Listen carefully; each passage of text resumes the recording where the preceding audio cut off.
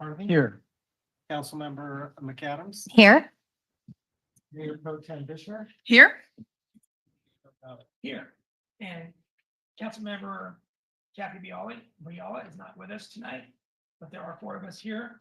So at this time, we'll move to closed session. We will take public comment for closed session before we convene closed session. And let's go to Mia Chan, or Min, I'm sorry, Min, good evening. Hello, how are you? Okay. Let me see. I'm going to raise some questions to the council regarding Las Animas. Is the city aware that Las Animas is willing to pay to build a road? We have this from a source. Excuse me, told Min, if us you could about speak it. up a little louder or into the speaker, it's hard to hear. Okay. Hold on. Is this better? Much better, thank you. Okay. Is the city aware that Las Animas is willing to pay to build a new road to their site?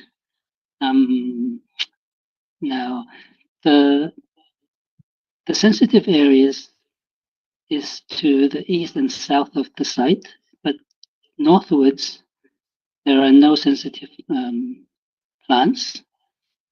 But it is an uphill road that is about 250 feet to Engine Parkway. During the October 2024 hearing for the CUP, the staff sort of mentioned that looking at building a road, but they said offhandedly that it's not worth looking at that just for a 3-year lease.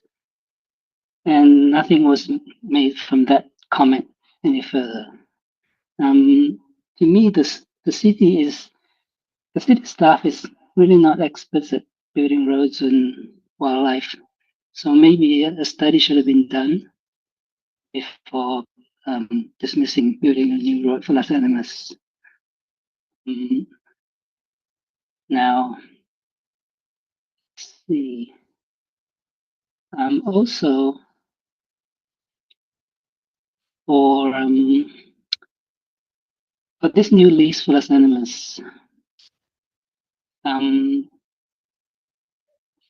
this company hasn't operated in good faith for a while now.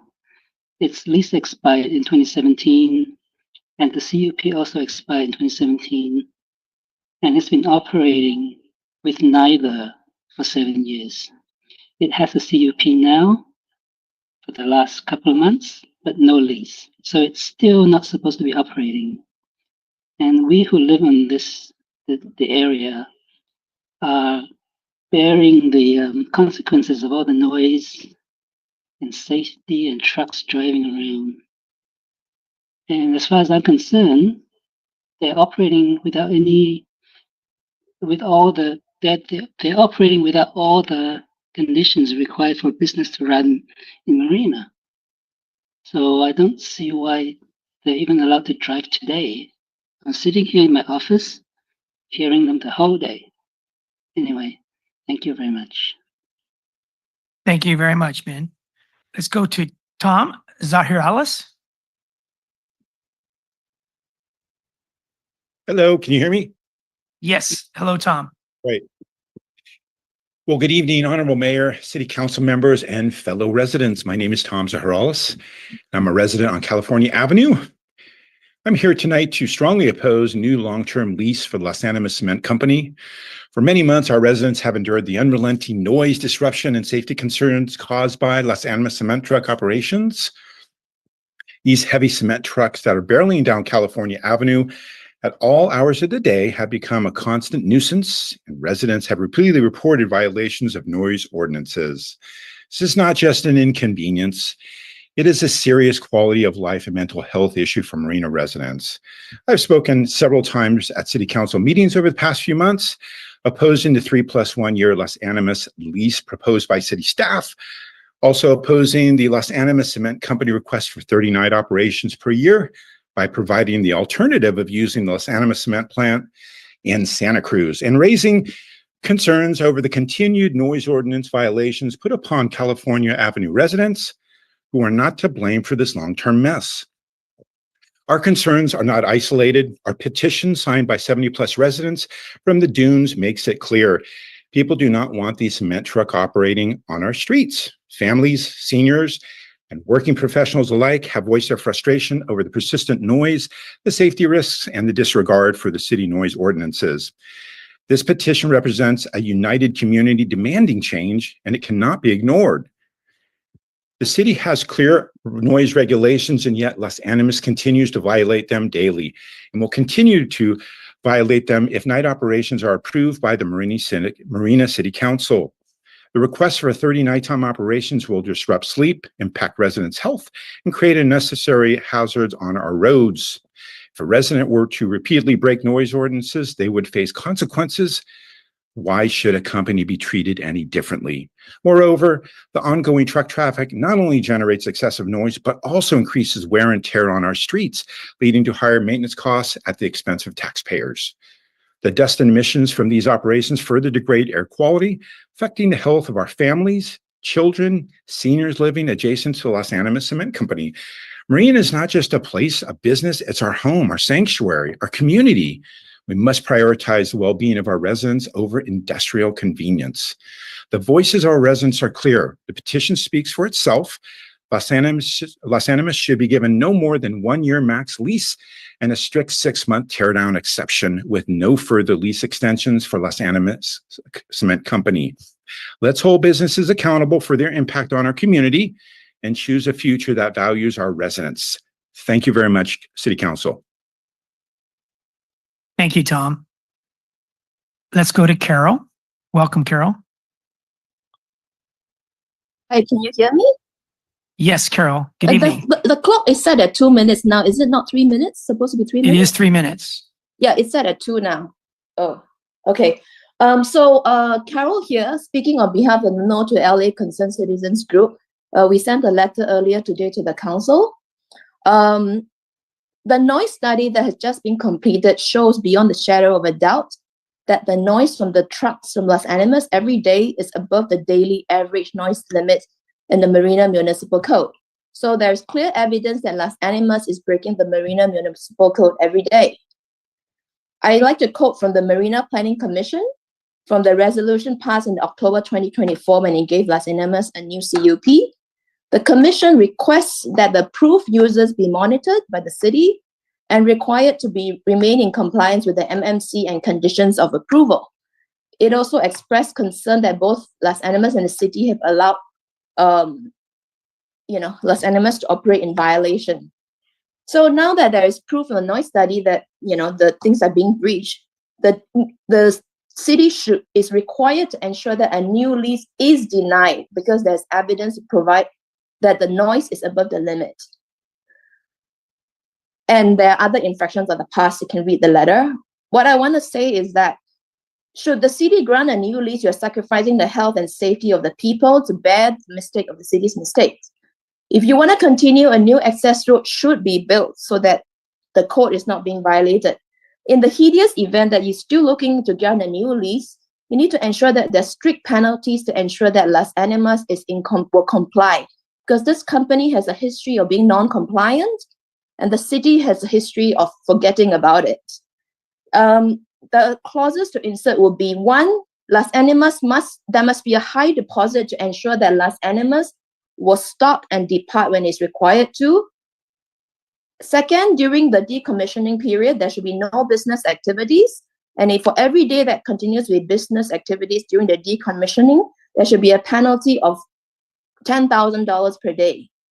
And the deposit to ensure that it will leave completely at end of decommissioning should be $2 million, which is the amount that Los Animas said that is required to pay if we were to move to another site. This is important because we have heard from a source that Los Animas has told other people that during the decommissioning period, it will continue to operate on a month-to-month basis and negotiate for a new lease with the city. All the things that it has done in the past is going to continue doing. So please insert these strict clauses to ensure that Los Animas will comply with the law and that there will be no further lease or extensions. I require that to be put as well in place because there might be another city council in place at that time and they might be doing the same thing as you did then. Thank you. Should have another minute. All right. Thank you very much, Carol. Let's go to Carl.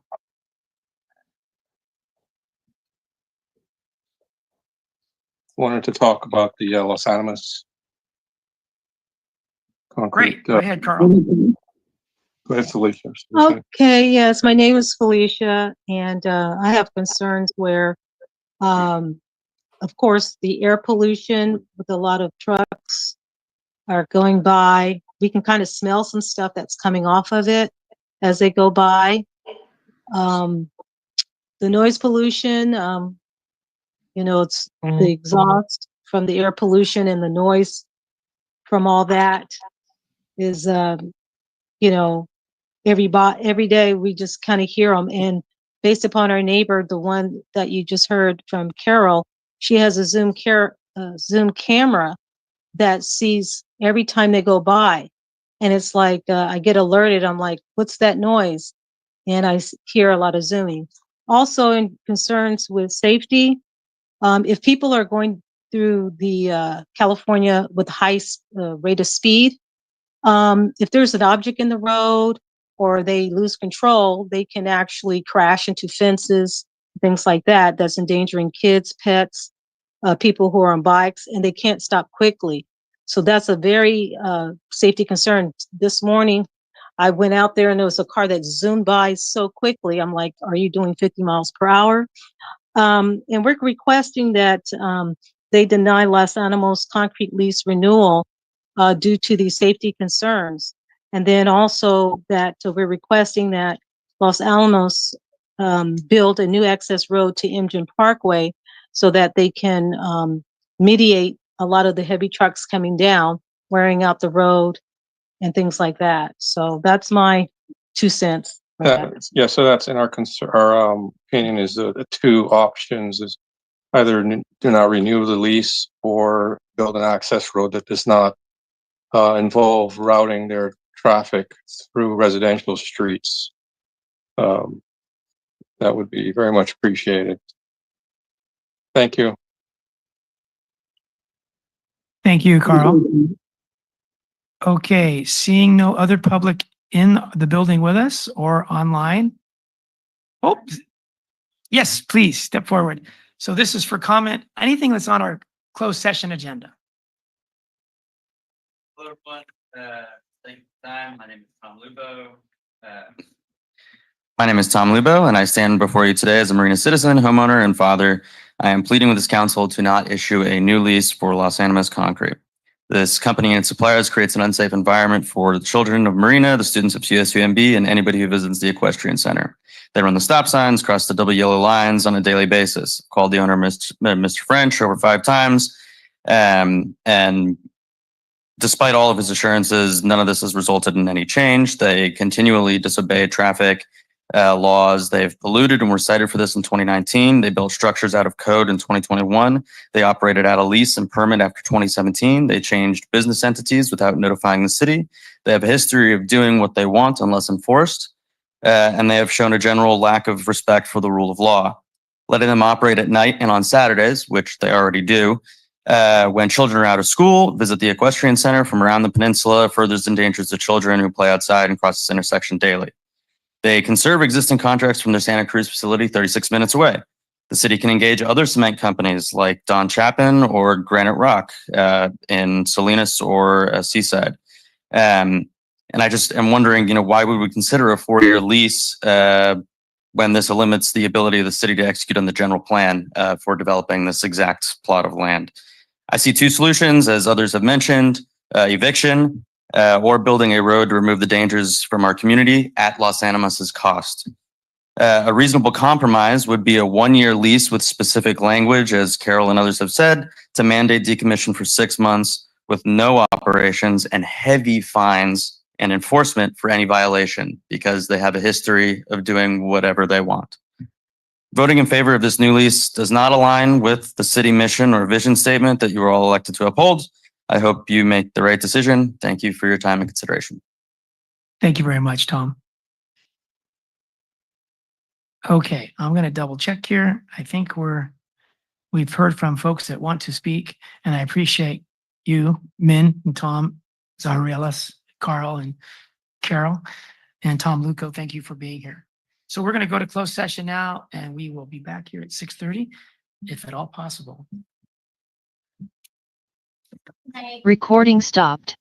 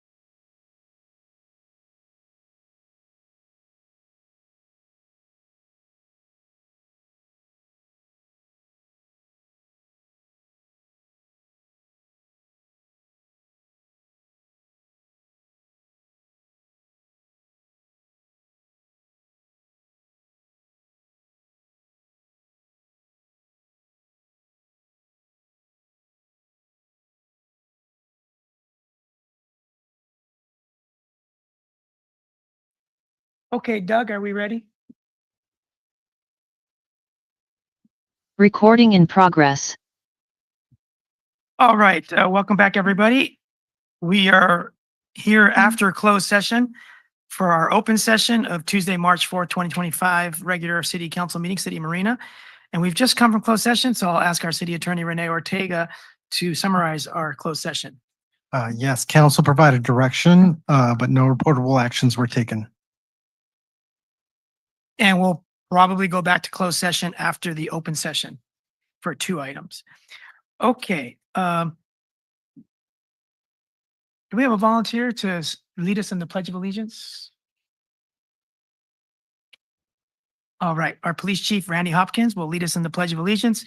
Let's please stand for a moment of silence and then the pledge.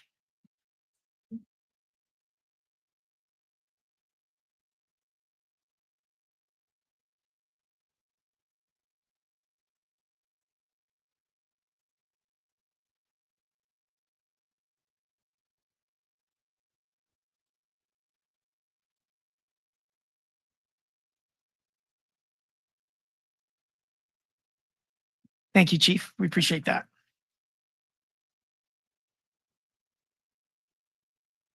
Okay, we have a proclamation to give, don't we? Yes. So this is Red Cross Month, and we have a proclamation to be read by our council member, Jenny McAdams. Thank you, Mayor. And we have Mr. Lee Hedgepath in the audience this evening who will be accepting the proclamation. He's a retired attorney. He's the Mission Committee Co-Chair and also the Board Community Engagement Co-Chair for the Central Coast Chapter, which serves more than 770,000 people across the Tri-County area of Monterey County, San Benito, and Santa Cruz County. So thank you so much for your service. Wow. Whereas this March, we celebrate American Red Cross Month by recognizing the compassionate acts of people in Marina and by renewing our commitment to lend a helping hand to our neighbors in need. Since Clara Barton founded the American Red Cross more than 140 years ago, generation after generation has stepped up to deliver relief and care across our country and around the world, bringing out the best of humanity in times of crisis. Advancing this noble mission, the volunteers, blood, and platelet donors and supporters who now give back through the Central Coast chapter remain unwavering in their commitment to prevent and alleviate human suffering in the face of today's emergencies. Whereas the contributions of the local Red Cross volunteers, 133 in the county, give hope to the most vulnerable in their darkest hours. Last year in Monterey County, volunteers helped 64 families affected by 30 home fires by addressing their urgent immediate needs like food and lodging, as well as providing recovery support. In addition, they installed 655 smoke alarms, collected 1,939 blood donations, provided first aid and CPR training to 1,830 residents, and assisted 153 families of our armed forces. Whereas this work to uplift our community is truly made possible by those who selflessly answer the call to help, whenever and wherever it's needed. We hereby recognize this month of March in honor of their remarkable service, and we ask everyone to join in their commitment to care for one another. Now, therefore, I, Mayor Bruce Delgado of Marina, by virtue of the authority vested in me by the laws of Marina and California, do hereby proclaim March 2025 as Red Cross Month and encourage all citizens of Marina to reach out and support its humanitarian mission. Thank you, Jenny. And sorry for the feedback. That was my fault.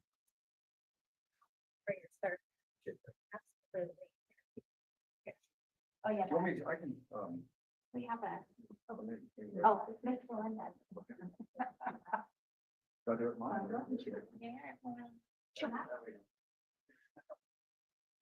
She's also a volunteer photographer. That's right.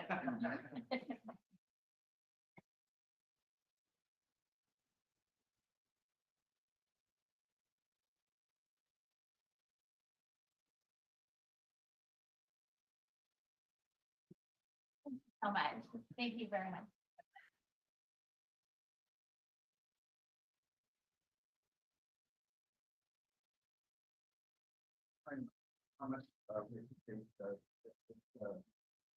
Well, thank you. May I tell you how much we appreciate this, the recognition and the appreciation that it expresses means a lot to all of our volunteers and all of our staff. You know, when I speak of volunteer and staff, I think mostly what we think of is folks who respond to major disasters, and goodness knows we've had our share of those. They're sort of, you know, just seared in our consciousness right now, aren't they? The LA wildfires, the Lahaina wildfires, hurricanes back east.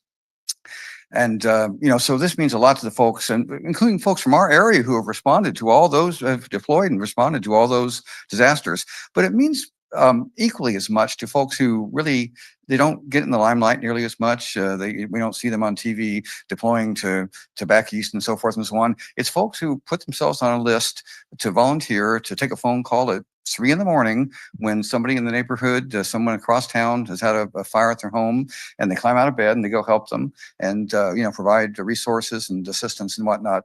And those folks really operate below the radar. But this means so much also to all of those folks also, who, as I say, don't get a lot of recognition and a lot of appreciation. So thank you again so much for this. This is very meaningful to all of us, and we really appreciate the recognition.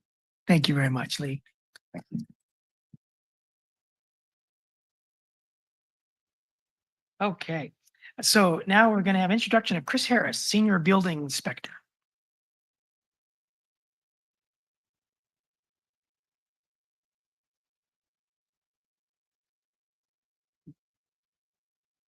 I'm Jessica Edwards, Chief Building Official. Just want to introduce Chris Harris. He's our new Senior Building Inspector. We're extremely excited to have him on board with the development and construction going on in Marina.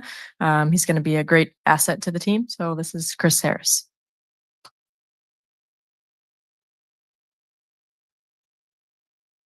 Thank you.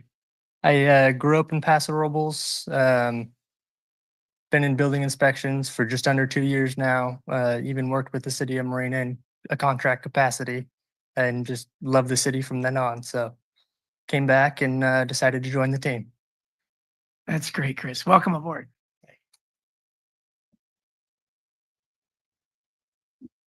Thank you, Jessica. And I always think it's good to have you back too. Yeah. All right. So now we go to council and staff announcements. Any staff announcements? City Manager Lane Long. We have a couple important meetings coming up. This Friday and Saturday is our annual strategic planning and priority setting retreat with the City Council. That is Friday from 6 to 9 o'clock. And that Friday will primarily be presentations by staff. We'll be looking at our current revenue projections, current expenditure projections, long-term projections, delving into the city finances. Then the department heads will be making presentations on the various departments and their needs and challenges and that are going on.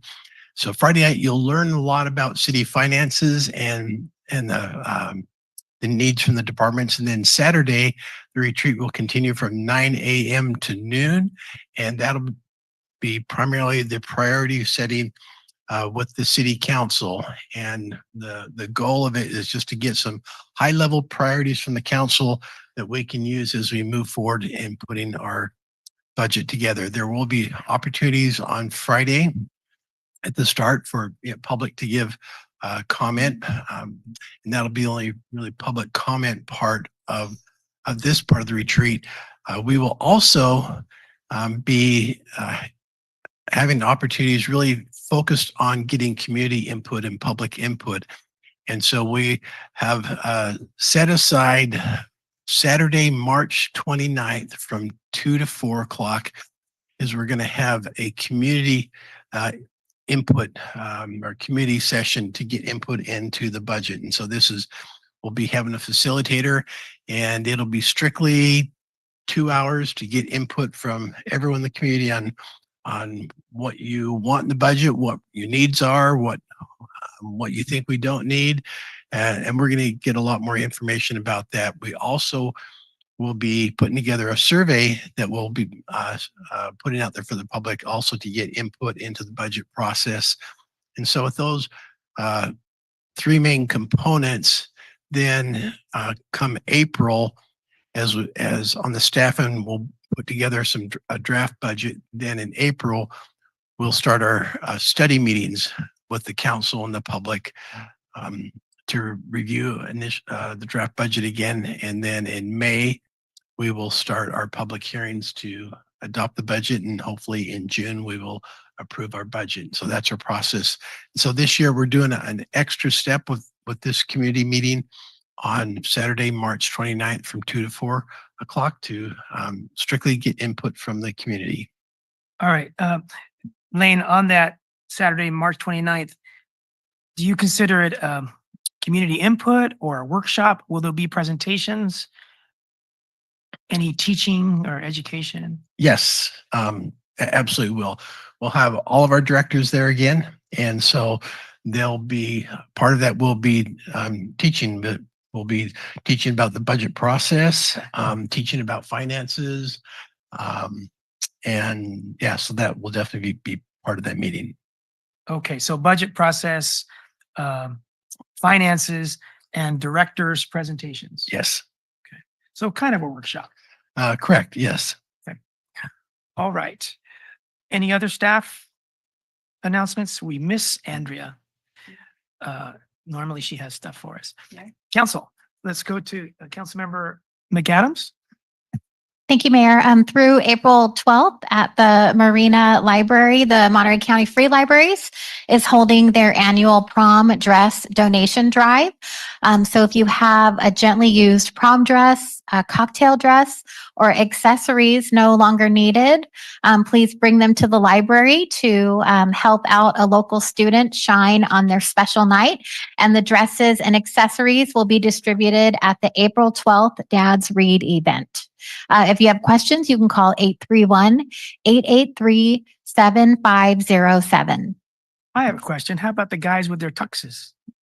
That would be the Men's Warehouse, WW. No, I'm kidding. Or they can call the mayor. The mayor has lots of nice suits. They can go Indian clothing. Okay. Mayor Pro Tem Fisher. Thank you, Mayor. Just one addition to what our city manager told us about all the budget meetings coming up. There will be information posted on the website by Thursday, 5 p.m., I think. Yes, thank you for bringing that up. And so we will have the agenda posted on the website by 5 o'clock on Thursday, the agenda for Friday and Saturday, March 7th and 8th. And we'll also have some of the information that we'll be presenting. So we can study beforehand. Correct. Thank you very much. Thank you. Okay.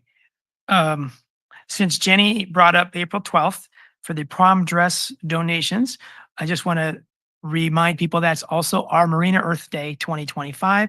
It's also Dad's Read, the second Saturday of every month. So it is the second Saturday of April.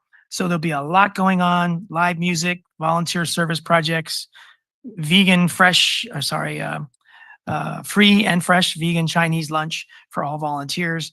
Lots of organizational booths, lots of fun activities, fairy house workshop, tattoos for kids, juggling, lots of fun. April 12th, Saturday, outside the Marina Library. It should be a lot of fun, including the prom dress donations.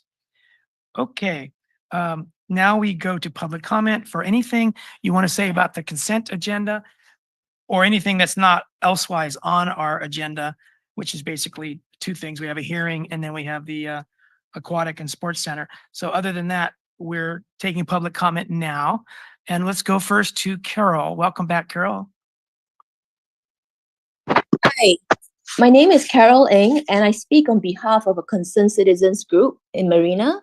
We're called No to LA 2025. We submitted a group petition earlier in the, last month to Marina. It's signed by 76 Marina residents. We oppose the city granting a new lease to a concrete company called Las Animas Concrete.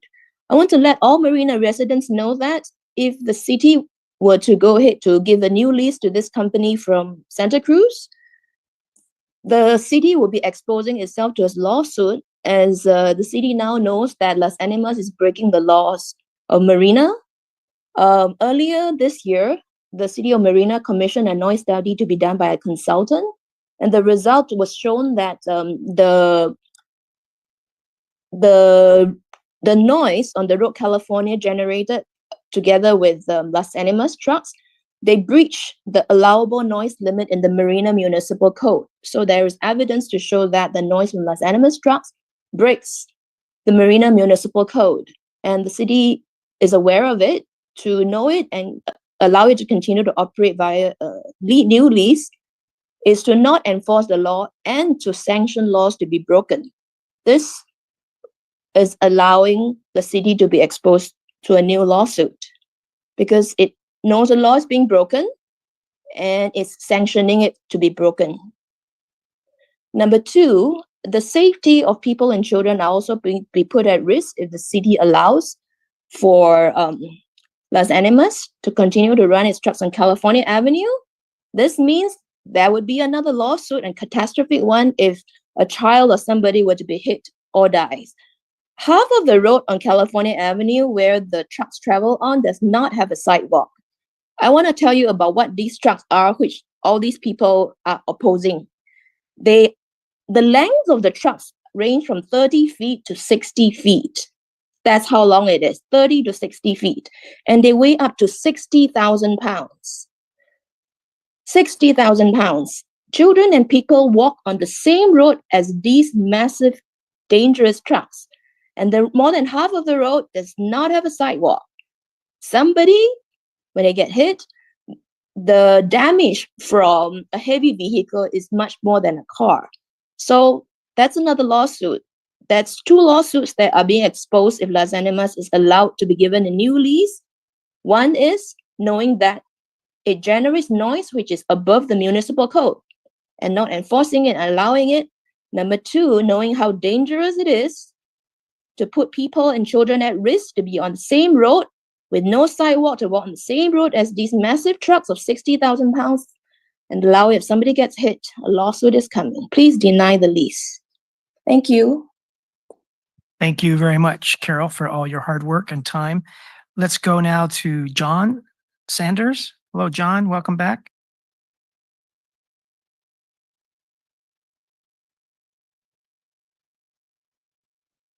John, we're trying to unmute you.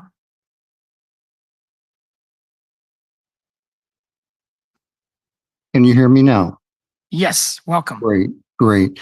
In 2022, the city hired FM3 Research to conduct a public opinion study.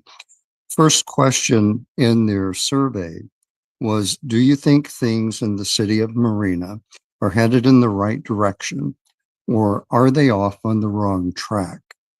At that point in time, only 51% of the 301 respondents in the study responded affirmatively. Now, I know this is not scientific. That was a scientifically based or statistically based study. I took that same question, put it on Nextdoor, obviously not scientifically based, but I can tell you that the proportion of people who said that Marina is going in the right direction dropped dramatically, only about 10%. So I bring that point out because you have on the consent agenda tonight an ordinance to revise the compensation for the mayor and city council. And I am urging you to pull that ordinance from the consent agenda and return it to council for further deliberation and public discussion. As written, this ordinance is short-sighted and unjustified. The compensation increase is excessive and disproportionate. Waiving the second reading is a divisive snub to Marina voters. Passage as a consent agenda item will send a clear signal to voters that our city council has become tone deaf to the city's citizens, and things in Marina are really off on the wrong track. So again, I urge you to pull this ordinance from the consent agenda tonight. Thank you. Thank you, John. Anybody else online who would like to speak tonight? Carl, welcome back. Oh, hi, can you hear me? Yes, Carl, hi. Yeah. Hey, yeah, sorry, I forgot a couple of things when I called them earlier. Regarding to Los Animas and also California Avenue. We have a lot of speeding going on here. The speed limit on the other side of MGM is around 40, I think it was 40 miles an hour, and people are coming over MGM into California Avenue at that same speed. And I think that something should be done about that. Not sure what the plans are, but we appreciate if you could do something about that because it's a safety issue in the residential streets. The other issue Cal just brought up with truck weights of 60,000 pounds. What that translates to is a much longer braking distance, and that's a real safety issue that I see with that. The other point is the equestrian center. I visit quite often, and I've gotten to know the owner over there, Doug Hatfrin. He was supposed to call in tonight. I guess he's busy feeding the horses. He said he starts at 6:30. But his point that he brought up was there's a safety issue with riders that come over to take horseback rides, where they always have to exit the equestrian center there on, I think it's 8th Street, right next to the equestrian center, and the trucks are coming up that road as they try to cross to go onto the trails. So that creates, it startles the horses and is creating a safety issue with riders. So, so that's all I had to add. Appreciate your time. Thank you. All right. Thank you, Carl, for mentioning that equestrian issue. That's a good point. Okay. Anyone else that hasn't spoken, please raise your hand before I close public comment. We would like to hear from you. Okay. We'll close public comment. And I don't think there were any questions. Does anyone note any questions that I missed? Okay. All right. I would like to pull that second reading of compensation, if that's what that is. Anyway, L. So 10 L. Anyone have any other quick questions or brief comments on agenda items, consent and that, or wish to deeper dive some of them or pull them? Mayor Pro Tem Fisher. Thank you. Just a quick comment or maybe a question about 10H1. Okay. The accepting the public improvements for the VTC, Light Friday Village improvement plans. Just a general question. If there will be a 1-year warranty, will staff have it on their calendar to do a 11 months inspection? Or now with the new software maybe? So if not yet on the calendar, please add it to the calendar that staff inspects a month before the warranty time expires. Thank you. Okay. A motion that we approve the consent agenda minus 10L1. I'll second. And there's no ordinance on there, so we don't have to do a roll call. Is that correct? All right. All in favor, please say aye. Aye. Aye. Before we finish that vote, let me take that off the table. We have Councilmember McAdams. I didn't notice. That's okay. Thank you, Mayor. I want to vote no on 10G1. So can we pull that? Yes. Just for let's separate pull vote. 10G1. And we'll do that separate. And that could be just immediately after the. Sure. Thanks. And so, yeah, so I will motion that we approve the consent agenda minus 10G1 and 10L1. Is there a second? I'll second. Okay. Any final question, comment before we go to a vote on the consent agenda? All in favor of that motion, please say aye. Aye. All opposed? That motion passes 4-0 with those of us voting. And so let's go to 10G1 and turn it over to Councilmember McAdams. Oh, I'm just happy to move for approval. Or do you want approval? Well, I want to vote no on it. I just want a separate vote, yeah. Someone like to make a motion on this Harrison Associate agreement? Would someone like to make a motion on this Harrison Associates agreement to adopt the resolution and approve it? Could we have some discussion about Sure. it? I would like Let's go to know our, why. yes. City manager, if you could give us a few sentences and then we'll ask Councilmember McAdams if she wishes to speak or not. Sure. I think the concern is a lot of the work on this change order was done prior to this coming to the city council, and she has some concerns that she's expressed with that. Okay. So tell us a little bit about this agreement, please. So that Harris and Associates, and actually we'll have Ishmael come up and talk. Thank you, Mayor and Council. I'll do my best to answer this item, but we do have our engineer, Edri de los Santos, is also attending via Zoom. So the issue with this, there's a few things with this particular contract. As you know, I've only been here for 3 months, so I'm catching up on a lot of things. The IMGEN project has run into a lot of unforeseen and uncontrollable issues. There are other agencies involved, California Department of Fish and Wildlife, the Army, CSUMB, and MCWD. There's as-built errors in some of MCWD's plans. So where they say water lines are or sewer lines, they're not there, or they're not at the correct depth that they're supposed to be at.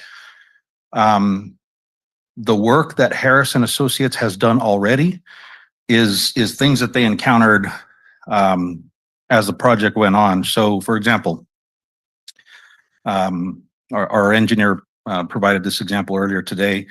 The Army Reserve approved our design, project specifications, and right-of-way back in 2019. In late 24, they had a major change in management and are now questioning if the project needs additional federal permits.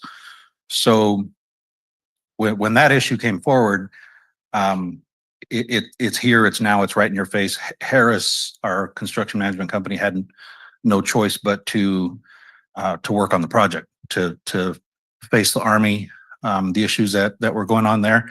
And that was outside of the original scope of their original contract. So any work that they have done was things like that came up. They had to face them, they had to move forward, but they were not things that were part of their scope. And so that's the gist of the need for this amendment. If you have any more questions or require more detail, our city engineer can answer. I have a question about the pre-construction tree survey. The original tree survey was outdated. When should we have known about that?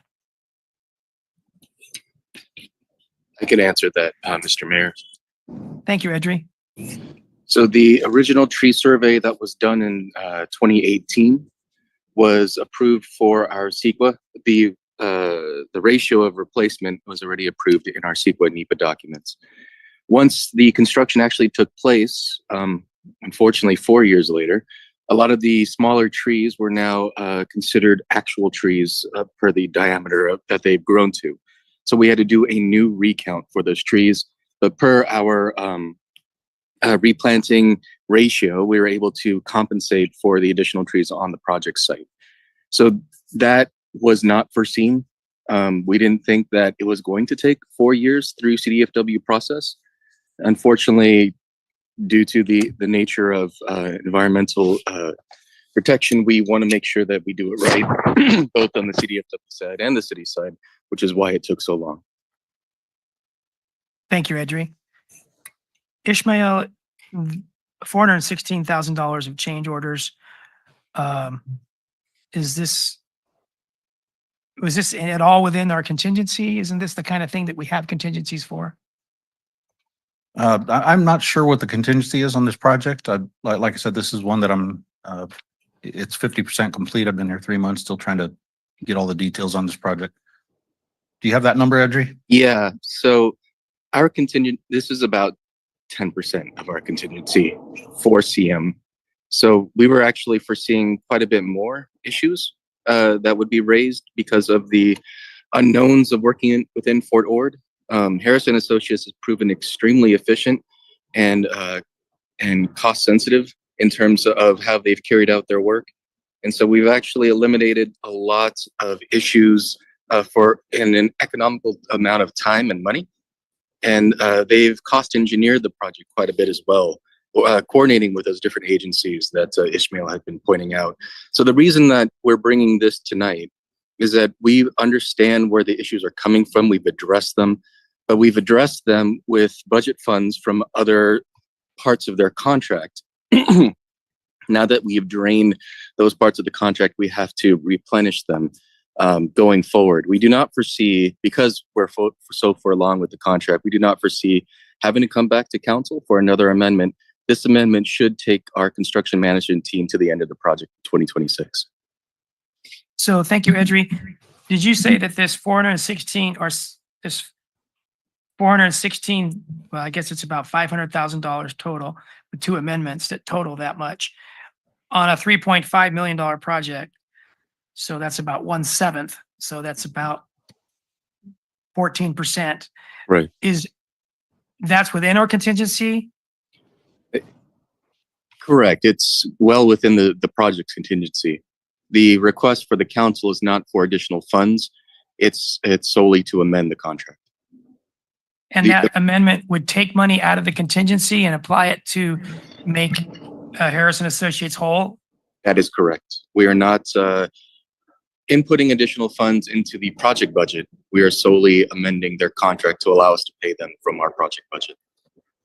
And it will come out of the contingency part of the project budget? Yes. Okay. I thought you said that the 500,000 only represented about 10% of our contingency. Did I hear that wrong? Yeah, that was incorrect. I think it's more like 5%. Yeah. So if $500,000 is 5%, then that would mean 10 million in contingency. yeah, so the contingency would be 10 million, but if the original contract is only 3,500,000, then the 10 million must be. It shares with the construction. And so the whole project is 44 million. Correct. And so 10 million would be about 20%, 18%. Is that kind of high for a contingency? Not when you're combining it with construction management and construction together. We're about 15% normally for a regular construction project. Now that we're adding in CM, it's just about right. Okay. All right. So we're really being asked tonight to approve moving money around within the contract by using contingency monies to fill some expenses that we didn't expect, but that's what contingency is all about, the unexpected, correct? That is correct. Okay. All right. So we can still have more questions and comments, but I'll motion that we adopt the resolution before us approving the amendment number 2 to the agreement. Aren't there 2 amendments, number 1 and 2? Are we just doing amendment 2 tonight? That is correct. Amendment 1 Okay. already passed by council.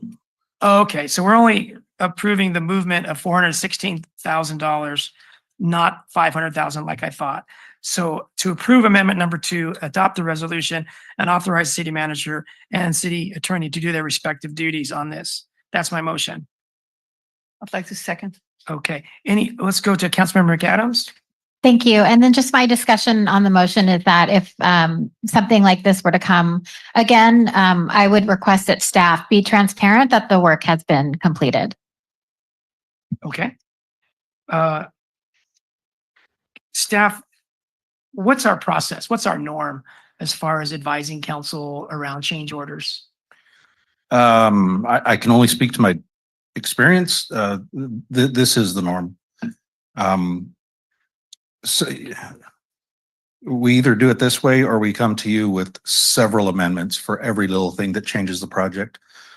So would you say that's what the contingency is for? That's what the contingency is So for. it's for in the moment, you use the money you have to, you come back to us to move the money around to make it all whole. Yes, that's correct. I will say this, though, something that Lane has been working with us on is providing better and detailed regular updates to council about what's going on in our departments. So the goal is to implement updates. For example, as we encounter a problem on the IMGEN project, you'll see on the Public Works update, IMGEN project status is, whatever the status is. Staff is working through an issue with Army, those kinds of things. This way you have information in advance as opposed to Edry and I trying to explain to you today what the contractor and construction manager have been dealing with. Okay. Mayor Pro Tem Fisher? Thank you, Mr. Mayor. Yes, I would just like to make some comments about, I'm in awe with this project. I think it's an example of how projects can be shared with the public. Anybody who doesn't know, there's a website, it's imgenparkway.com.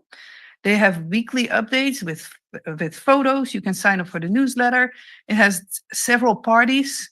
It's a complicated project with unexpected discoveries like sewer lines that pop up somewhere where they shouldn't be. And they do all this still within the timeline to be finished by June of next year, while traffic keeps going in both directions. So my head's off, or head is off, whatever. I'm appreciate this project a lot. So thank you. Thank you. Yeah. Yes, I agree. Although I did go on the website and the last update was February 27th. So it's like every week, but there's been a couple of weeks since February. Well, there's been 1 week since February 25th. So we might be a week behind is all I'm saying. It's only March 3rd now. And February only had 28 days. Oh, yes. So So I there you take that go. back. No, That's interesting. they're on top of this. And I was going to ask if it's on time, that phase one, we had a late start. So except for the late start before construction began, is construction on time, ending phase one and starting phase two? I'm not sure about the phases, but the current project is, our scheduled completion is summer 2025. We're shooting for spring. Or 26, I'm sorry. 26. Yeah. Yeah. Okay, Edry, can you confirm or not if phase two is starting on time? Yes, we were actually planning on starting phase 2 in the spring. So we're a little ahead of time, but we don't like to say that because as soon as you say that, the rain starts. Right. So we're ahead of schedule, but we're not promising or expecting to end ahead of schedule. We're still planning to have IMGEN New Parkway opened June of 2026, right? That is correct. Which would be on time. Okay. All right. So the motion on the floor stands. We have a second by Mayor Pro Tem Fisher. All in favor, please say aye. Just to clarify, Mayor, what's the motion? The motion was to adopt a resolution, approve amendment number 2, and have city manager, city attorney do their respective duties. Okay, thank you. Okay. So all in favor, please say aye. Aye. Aye. All opposed, please say no. No. All right. Thank you, everyone. That motion passes 3-1 with Councilmember McAdams dissenting. So now we move to, and thank you, Ishmael. Really good to have you. And thank you, Edry, always being there. We move to a hearing regarding staff transparency. And who would like to introduce this item?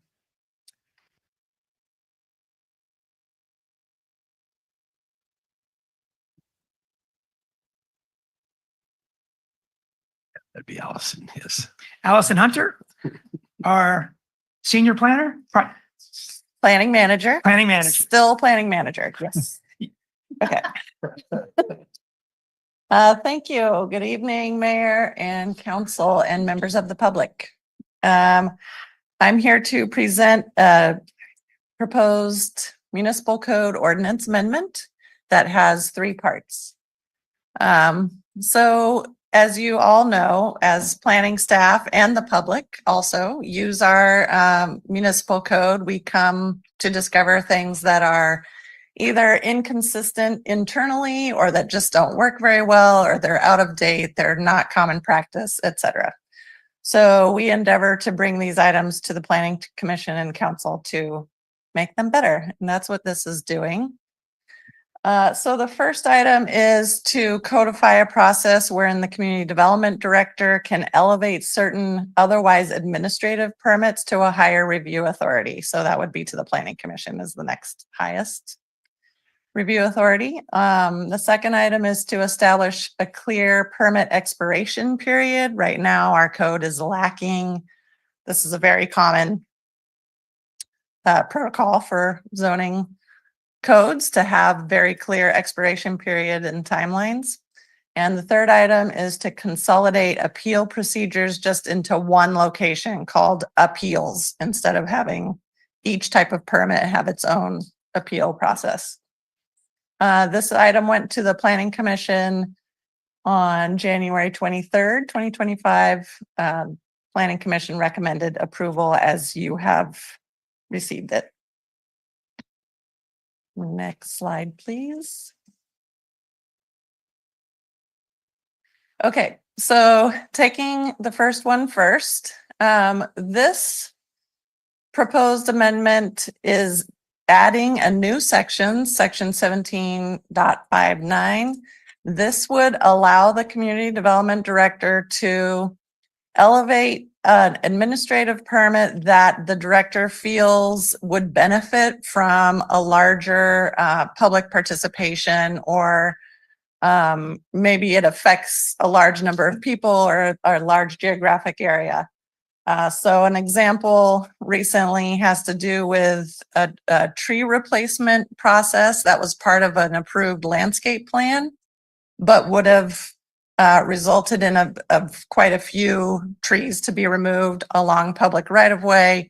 In this case, the project would have affected quite a few people, many dozens of people in a very public place in a geographic area, and the director felt like it would be appropriate to have a notice public hearing to address this as on a kind of a larger, more transparent and public venue. So just a point that we've been hearing some feedback from some members of the public about concerns that this actually expands the director's review authority. It does not. It kind of actually does the opposite. It's actually the director is giving away their authority to the next higher review body, which would be the Planning Commission. So I think we actually used this process previously for a project, which I can't remember. Oh, tree removal? Yes, yes. We did use this. So because we felt like that process worked well, we wanted to codify it and make it a regular tool that can be used for public benefit. Next slide, please. This one has a whole bunch of bullets. So this one would create effective dates and expiration timeframes and would be proposed new municipal code section 17.69. So currently our code title 17 does not define either the lifespan of a newly approved permit or any standards for how many extensions may be granted. So if this ordinance is adopted, it would say right in the code that permits are good for 2 years. Before that 2-year expiration, the applicant needs to come in and ask for or apply for an extension. And then once they've applied for an extension, it's very clear in the code, they would be allowed 2 one-year extensions for a total of 2 years. Right now, we've had a lot of confusion and this kind of open-ended thing where projects are coming in for extension after extension after extension because our code does not clearly state otherwise. So this is a great help for staff, and it also is a little bit of a motivational carrot for developers to be highly organized and get their projects into building permit stage. Just a note that extensions, this code amendment also would give the community development director the authority to approve these extensions. And a note is that extensions are for time only. They do not modify anything. So we do have a separate process where an applicant can come in to modify an approved project, but this is not that. A modification would have to go back to the planning commission or the city council, depending on who took the final action. This is simply for time. So this amendment gives that authority to the director.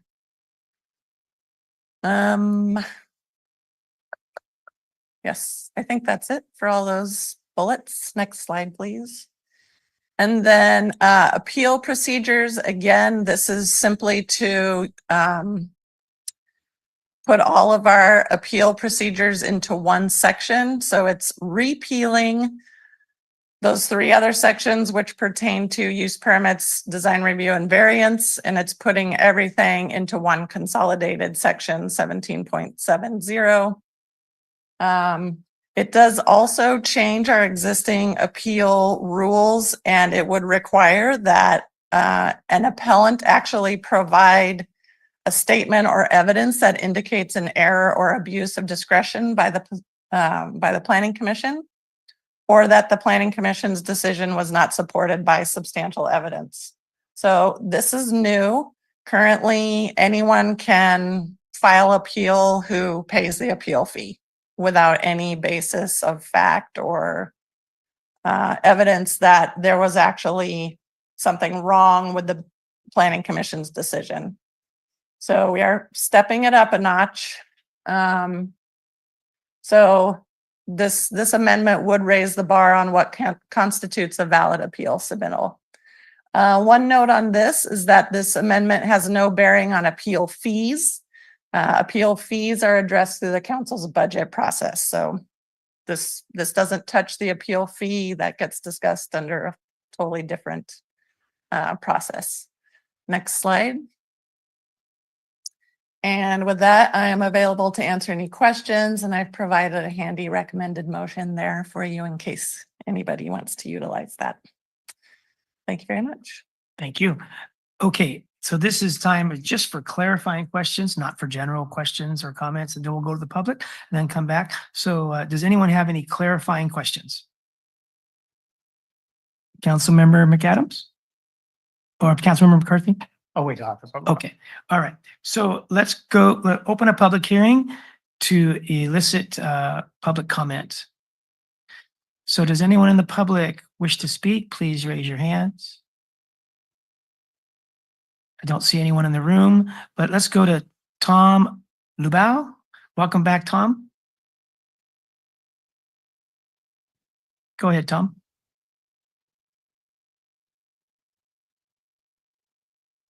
Tom, your show is unmuted, but we can't hear you. Can you hear me now? Yes, loud and clear. Awesome. Thank you for the time. Appreciate you soliciting public comment on this matter. So I'm concerned that raising the bar for appeals such that, you know, people who are not involved in the process or may not have known about the process cannot appeal is not fair to residents of Marina. Everyone has a lot of things going on and may not be paying attention to all of these sort of notifications that go out about everything that's happening, and may be affected by an issue after it passes and not realize that they would have had to have been involved in order to appeal that. And I also think that it shouldn't just be up to the director and their discretion about, you know, what constitutes a great public impact.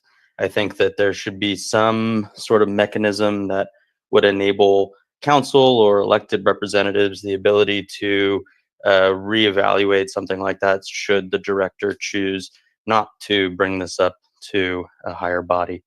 Those are my comments. Thanks for the time and your consideration. I appreciate it. Okay, thank you, Tom. Let's go to Carol. Hi, can you hear me? Yes, Carol, hello. Hi, thank you. My name is Carol Ng, and I'm also with Tom about denying this repeal of the certain sections about this to raise the bar and difficulty for residents to be able to file to file an appeal against a decision made by the Planning Commission.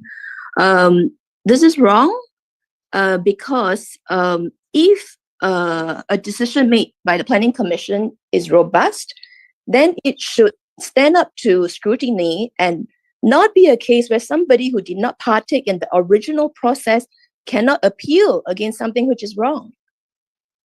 Using Los Animas as an example, I was overseas for 2 months when the hearing came up under the Planning Commission, and I did not know about it until I came back.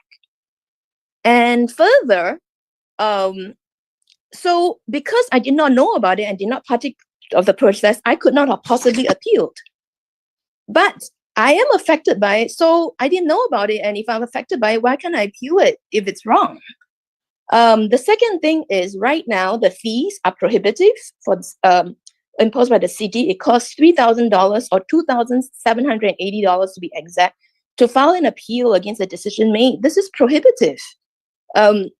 Even if I had partaken in the process, and it's only 10 days of appeal, 10 days to do it. One may not be able to collate everything enough to make a convincing one. But coming back to today, the thing that's up for review, further to what I said earlier, where I may not know at the moment, may not have partaken in it, right? A permit may also be changed later. As an example of the Las Animas conditional use permit, the proposal in September was that the truck route will only run when it comes out of the plant and turn left onto California Avenue. Then, and the hearing was postponed to October. And in October, the staff changed it such that they could, when Las Animas comes out, besides turning left, it can also turn right towards Imjin Parkway. So, and as I understand it, right, any permit can be the approval or the terms can be changed at a later date by the city. So, if, for example, it had passed and then the term is changed such that, for example, the truck route has changed, this does not need to go under a public hearing again or review. So then one also cannot appeal again, say, if these changes being proposed by the community development is passed.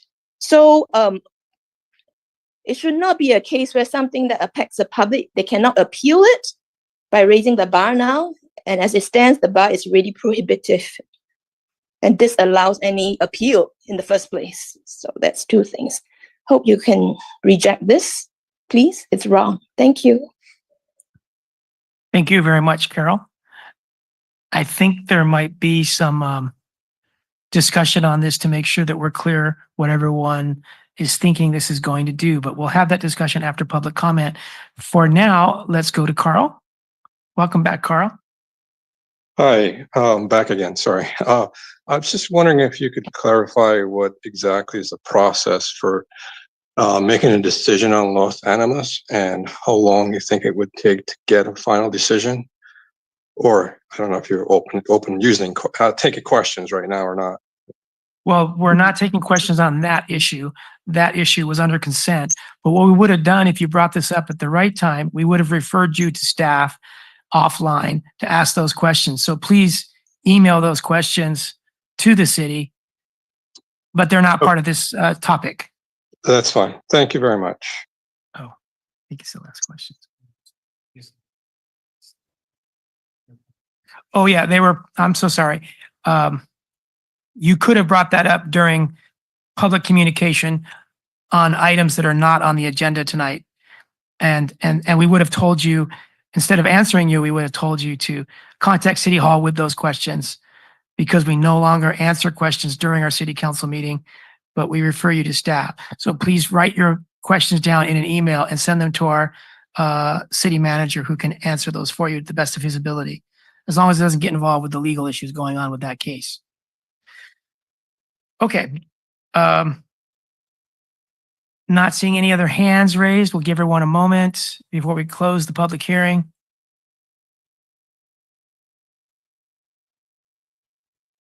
Okay, let's close the public hearing and go through these one at a time. Tom was opposed because people involved would have a harder time appealing this. Can you speak to that? Sure.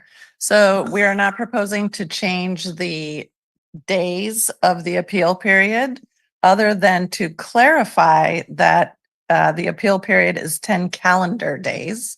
Currently, the code is silent on whether it's calendar or business. So we're deciding 10 calendar days, so that has not changed. So anybody who's out of town can submit a appeal application, and the fees within that 10-day appeal period, they don't have to be here in person, but the fees do need to be And is that accompanied. industry standard? Yes. 10 calendar days? Yes. Okay, so if you go on vacation for 3 months, there's nowhere you'd be able to come back Correct. and appeal a planning commission. But tonight, we're not talking about a planning commission decision, or are we? We're talking about the rules that pertain to all discretionary permits. Including planning commission Correct. appeals. Okay. Right.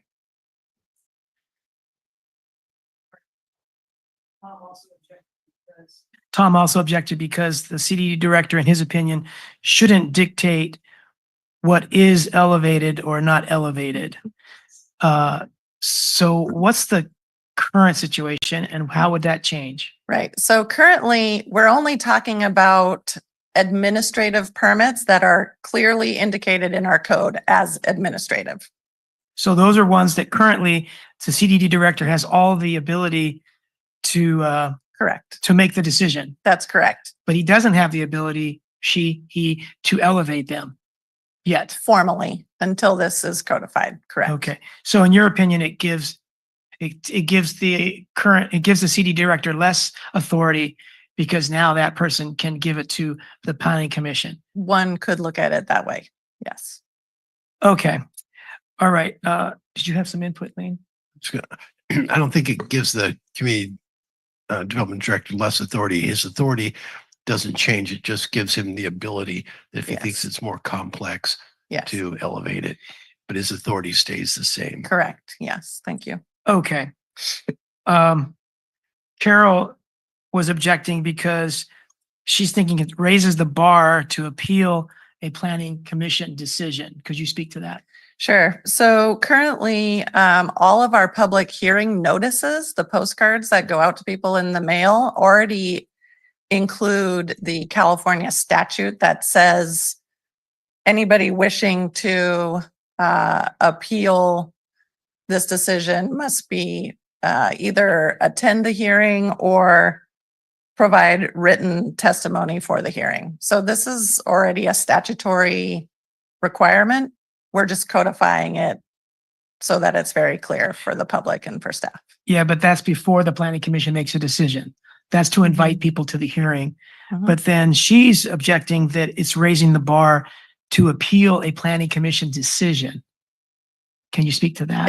It's not changing that. It's simply it's stating in our code that you do have to have reason and evidence in order to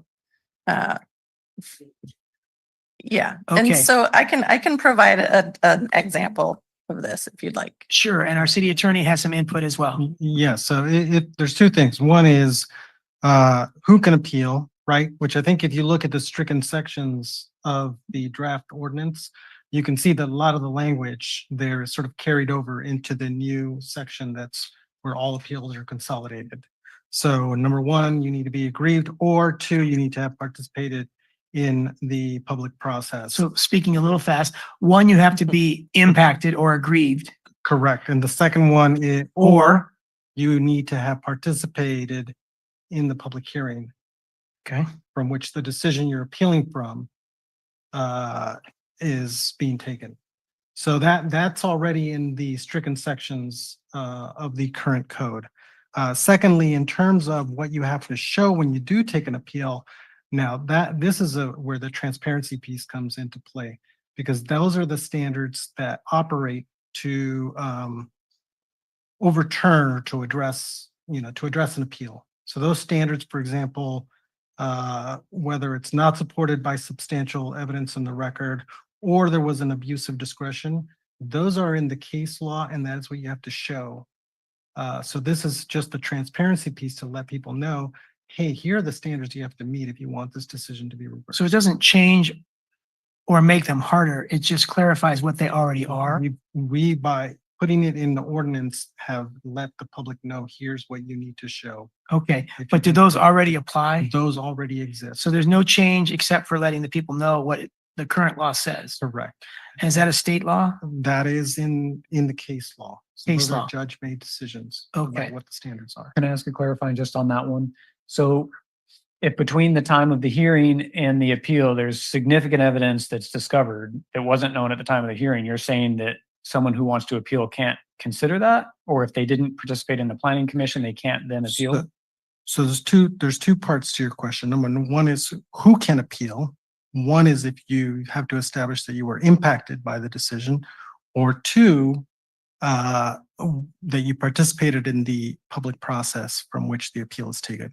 So that's who may appeal. The second part is what do you have to show in order to appeal?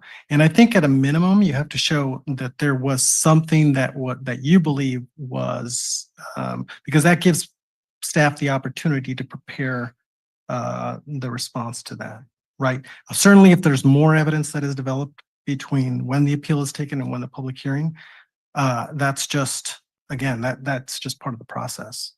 But I think there needs to be some indication for staff to know what is being appealed and what is claimed to be an error. But essentially, the answer to my question is yes. So if there is, I'm sorry, you probably said it and I didn't understand, but if there is like something that comes to light that wasn't known at the time of the planning commission and the person didn't participate, you're saying they lose the right to appeal or be part of the appeal process?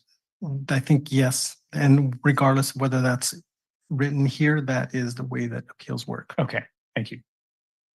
Okay, Councilmember McAdams, clarifying question? Okay, so hang on to that. We want to hear it.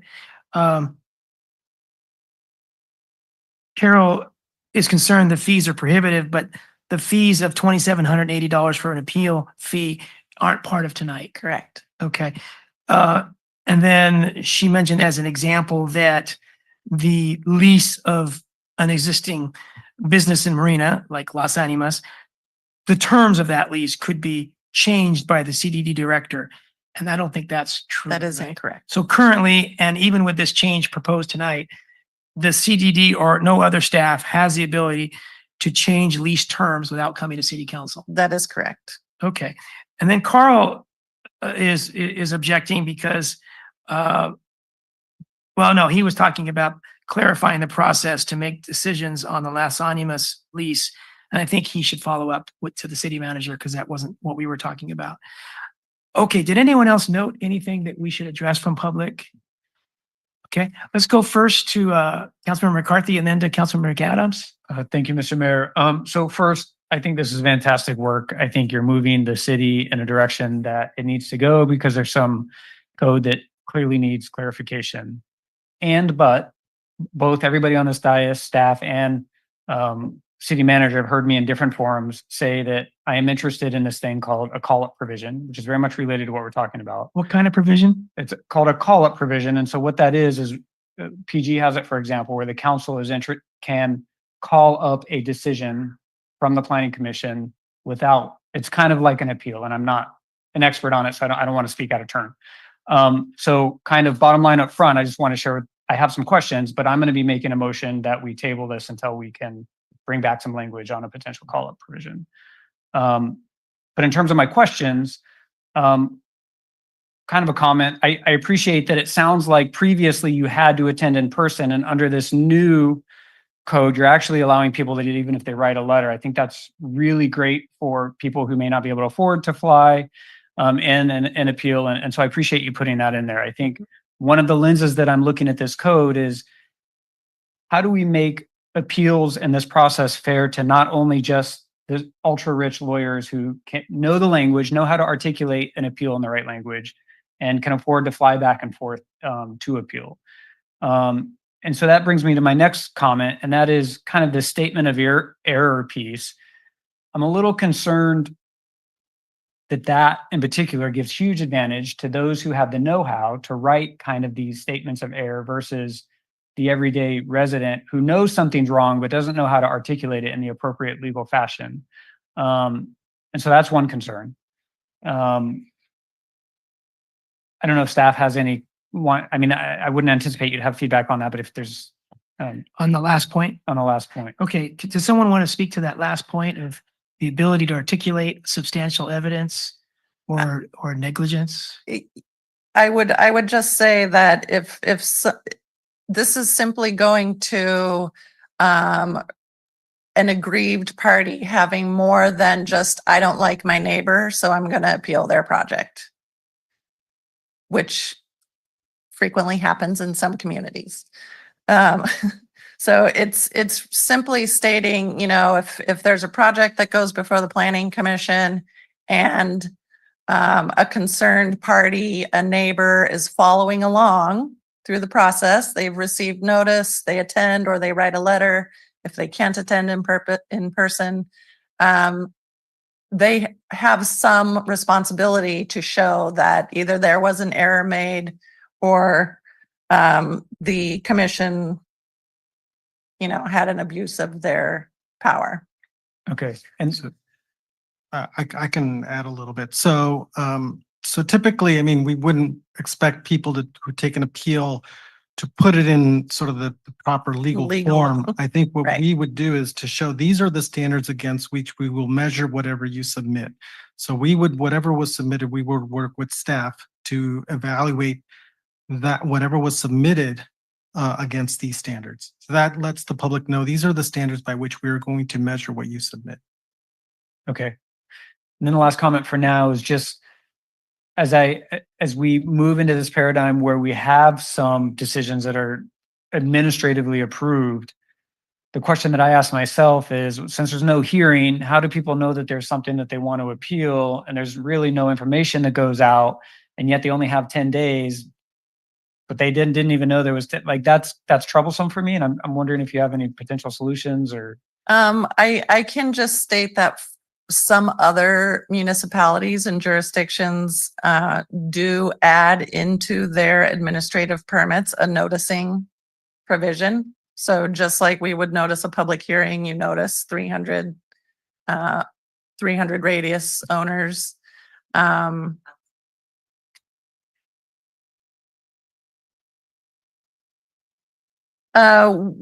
We are, so as you know, the council not that recently now, but you have adopted objective design standards. And although objective design standards, as an example, is a ministerial permit, like a building permit, which doesn't typically get noticed, we are sending a courtesy notice to adjoining properties, letting them know we have issued this ministerial approval. However, it's still not appealable.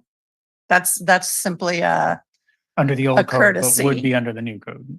No, Okay. it's simply a courtesy notification to let people know that we've approved this under our objective design standards and change will be coming to your neighborhood, but it doesn't have an appeal provision.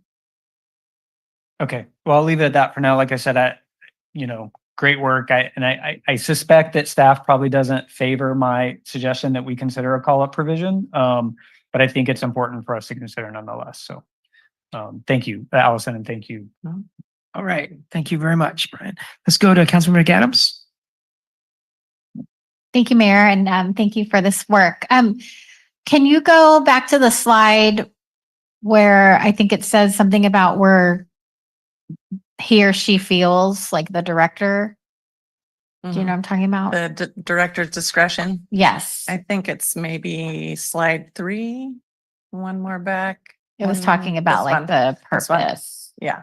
Yes, so approval if he or she feels that doing so would increase transparency and opportunity for public participation. So for me, I have concerns about relying on like subjective feelings because how you feel could be completely different than like the director in 5 years, right? Mhm. So I would like to see some sort of guidance or criteria, a checklist, just something. I don't know what that looks like, but I didn't necessarily see it in the ordinance.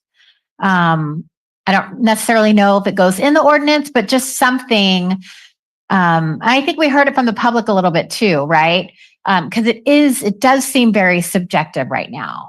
And so I don't know what that looks like. If it's like 3 out of the 5 criteria is met, then it would be able to move something like that. Just some food for thought. Our appeal fee is very much a barrier. It's almost $3,000. Seaside, Monterey, they're all under $1,000. Even Salinas and Delray Oaks is 470. So ours is really, really high. And so it only makes it accessible to people who have money. And I don't think we have like a waiver, some sort of a waiver. So I know we're heading into budget workshops, but I would like to see a hardship waiver. I mean, I also sympathize with staff. Exactly what you said. You don't want your neighbors to just be like, well, I don't like the fence, so I'm going to appeal this, or they don't like their neighbor, so they're just going to appeal every single thing. Because that's not efficient with your time either. So, but I do think that there's a happy medium. I think that we could find something that's not only going to cater to our residents who have money, that are savvy, that, you know, can afford our appeal fee. Everything else I think is okay. I mean, I understand how the residents are nervous. I mean, I was a little taken aback at first too. But once I really read and understood a little bit more, I do agree with your statement of this does not expand the director's review authority. Because at first I was like, well, why are we having a planning commission? And once I got in it and I was like, oh, okay, I understand. And I appreciate the time limits. Because that's just, I mean, we absolutely have to have that. So thank you for taking the initiative and bringing this to us. All right, thank you, Jen. The mayor, I was going to address that question from Councilmember Picard. So without going too much into the details, because this might get appealed, I doubt it. There's a subdivision in our city where somebody wanted to remove 41 trees. And under a technical reading of the code, I could have approved that at my level. I didn't think that was completely appropriate at all. And I came on the heels of another project that came before the commission that technically some trees in the coastal zone we could have done at a staff level. And so this is really for more transparency. I don't think 41 trees on a major subdivision should just be done by fiat by staff. So that's really the genesis of this. But we hear you. We can add some, or the council can decide, but it's really for those major projects that just really warrant even one public meeting or a community or something. But anyways, just wanted to give some background on that section. So. And through the mayor, if I may, no, and I understand that, and thank you for that. I just, want to think about in the future. What if there are, what if we have staff that don't have your historical knowledge or don't have that, they're not as savvy and able to see that, who wouldn't recognize that. And so, for me to have some sort of criteria or some sort of history that, they can look to would be helpful, or even just for the council to fall back on in the future as well. So thank you. All right, thank you. Let's go to Mayor Pro Tem Vischer. Thank you, Mr. Mayor, and thank you. Just one question for, suppose we approved this tonight and Councilmember McCarthy's call up decision, can it be added later? I mean, can it just be another step? Yeah, it doesn't have to be open into this. Thank you. Okay, that was one of my questions. Another question is, just want to make sure that we're not fixing a problem that doesn't exist as far as frivolous appeals being made. You mentioned the detail that in other jurisdictions, it has been a problem, but it's not a problem yet here, right? I would not say, yeah, I would say it's not a problem here. But there are several pieces to this, and some of the pieces are fixing a problem that exists. But that part about making sure it's not a frivolous appeal by requiring substantial evidence or abuse, that is fixing a problem proactively, right? Okay. And then I'm wondering if in 17.59 director's discretion, if maybe there could be two parts to it, whereby the director may defer an administrative action by referring it to the planning commission, and then the planning commission can first decide if they think it's worthy for them to consider it. And then if at the same meeting, if they determine that it's worth it, they could go ahead and consider it, or they could just say, no, do this administratively. So what I'm thinking about, people are human. Human nature is that if I'm the director of the department and I don't like this applicant for some reason, they're bugging me over and over again, or they're mean to me. That never happens. I might say, you know what, if you keep on like this, we'll just refer to the planning commission, and it's going to take you longer time, less certainty. But if you work with me, we'll work it out at my level. And that's not the intent of this, but human nature is what it is. And I might go there if I was day after day getting bludgeoned by somebody that I didn't think was being respectful. So I thought that if the planning commission concurred with the director's referral, then they could consider it. But if the person was there and said, he's just doing this because he doesn't like me. He told me himself that she told me that I was, she was tired of me and that I better shut up or we're going to go to the planning commission. So is that a reasonable approach, or is that silly? I would say that in order to facilitate that approach, we would have to prepare a full planning commission noticed public hearing agenda item, so that in that event, if they did take it up, they could do it right then, which would sort of defeat the whole purpose of the. Well, it wouldn't defeat it because it would give the director, pause, and you'd have to, if the director was going to refer it, you'd have to do all that anyway. It's just that in this case, the planning commission could say, thanks for all your work, director, but we don't think that this needed to happen, so it's not worth our time. I don't know. So how else? I mean, on the screen, it says if he or she feels, but in that's the not words, how it's written in the code. That's just my right. That's what I'm saying. narrative. In the ordinance, it says nothing about feelings. The director may defer an administrative action and refer that item to the PC for decision. So it gets that feeling stuff out. Right. It's not a. Now, would it be maybe helpful if there were some words to that have to, what's the bar for that director's decision? Because we're asking the public to have a higher bar in not being frivolous. So is there any words that we could put here? And if so, would that delay this? And if so, does it matter if we get delayed? Because it's not an urgency that we do this tonight, right? Well, if I can just, the criteria for which the director can refer matters to the planning commission is right there in the purpose. So they need to be deemed to be in the public interest or having broad effect on the community. So I think that sets forth the criteria by which that would be evaluated and then referred up. So I presume that as part of the staff report, there would be a finding of it being in the public interest in that, or having a broad effect on the community, or both. Okay.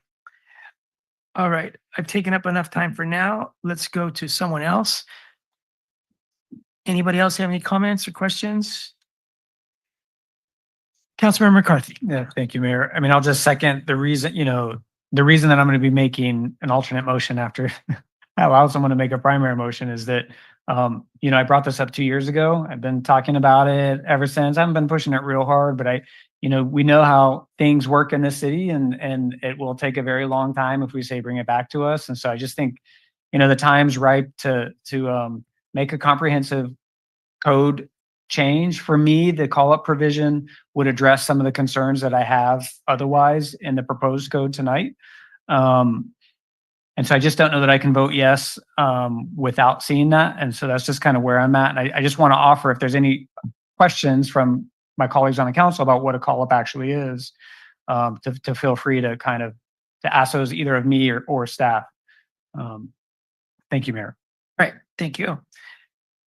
So I'd like to make a motion that we introduce this ordinance by adding these sections, 1759, two new sections, 17.59.69, and amending these other sections, 0.56, 0.58, and 17.60 and 17.70, and find that sections exempt. And number two, that we direct staff within 90 days to come back with some consideration language of a call-up provision also being added to the appropriate ordinance section.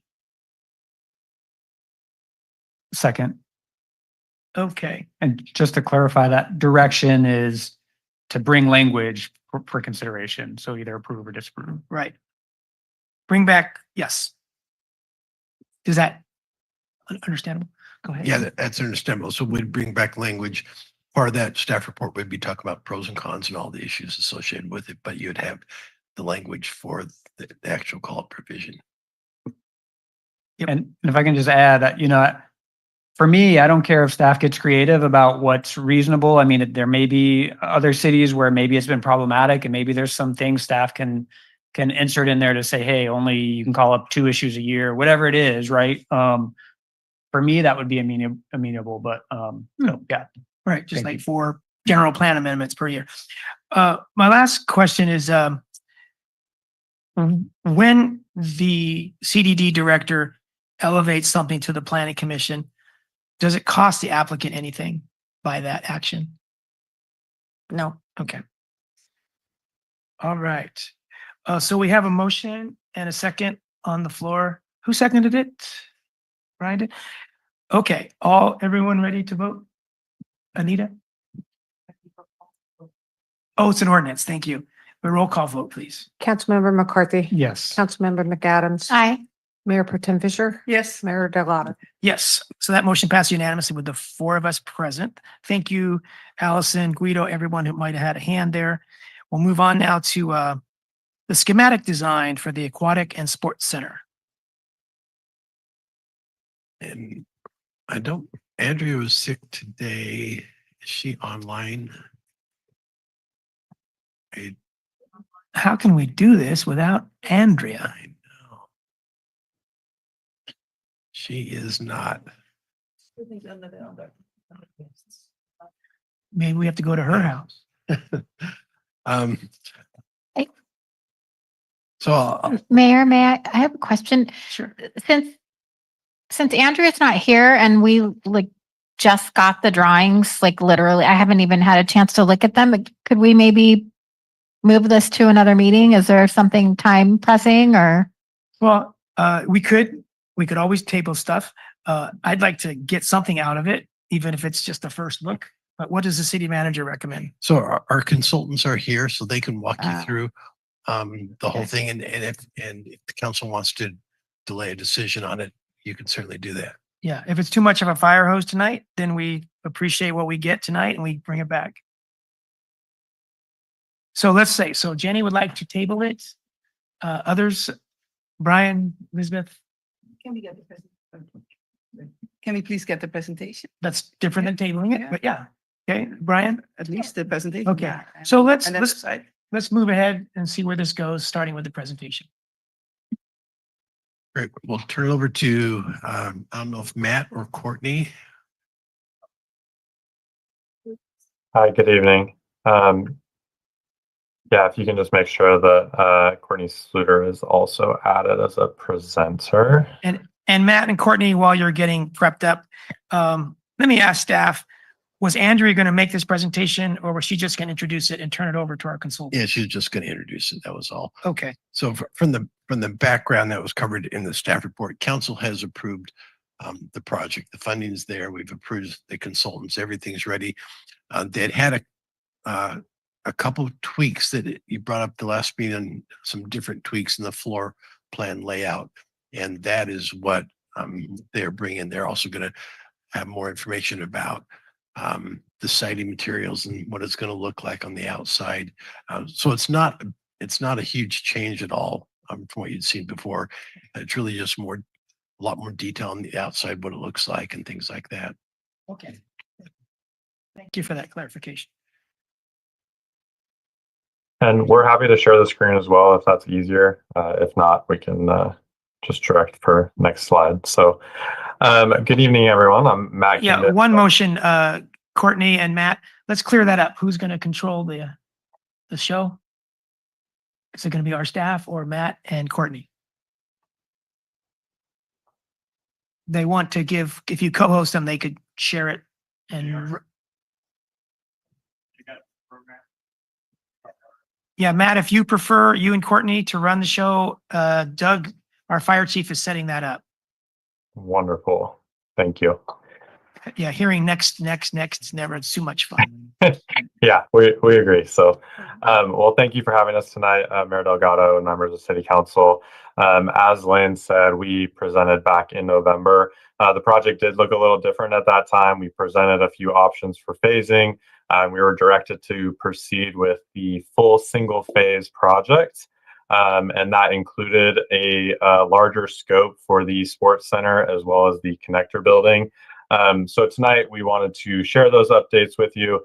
We've also gone through the feasibility of those updates under the approved budget that was also a part of that last November meeting. So Courtney and I will be giving the presentation, and we've been working with our team of engineering consultants, which is also new from the last meeting. We were able to get our full team started and kind of confirm the feasibility for this. So wanted to give an update on the design and the status of the project.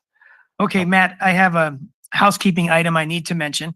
I made a mistake and I forgot to address the ordinance of compensation for mayor and council members. So to let the public know, we will address that after this issue on the aquatic center and sports center. Thank you, Matt, for your patience. No problem. So just to orient everyone, this is at the corner of 9th and 2nd Avenue.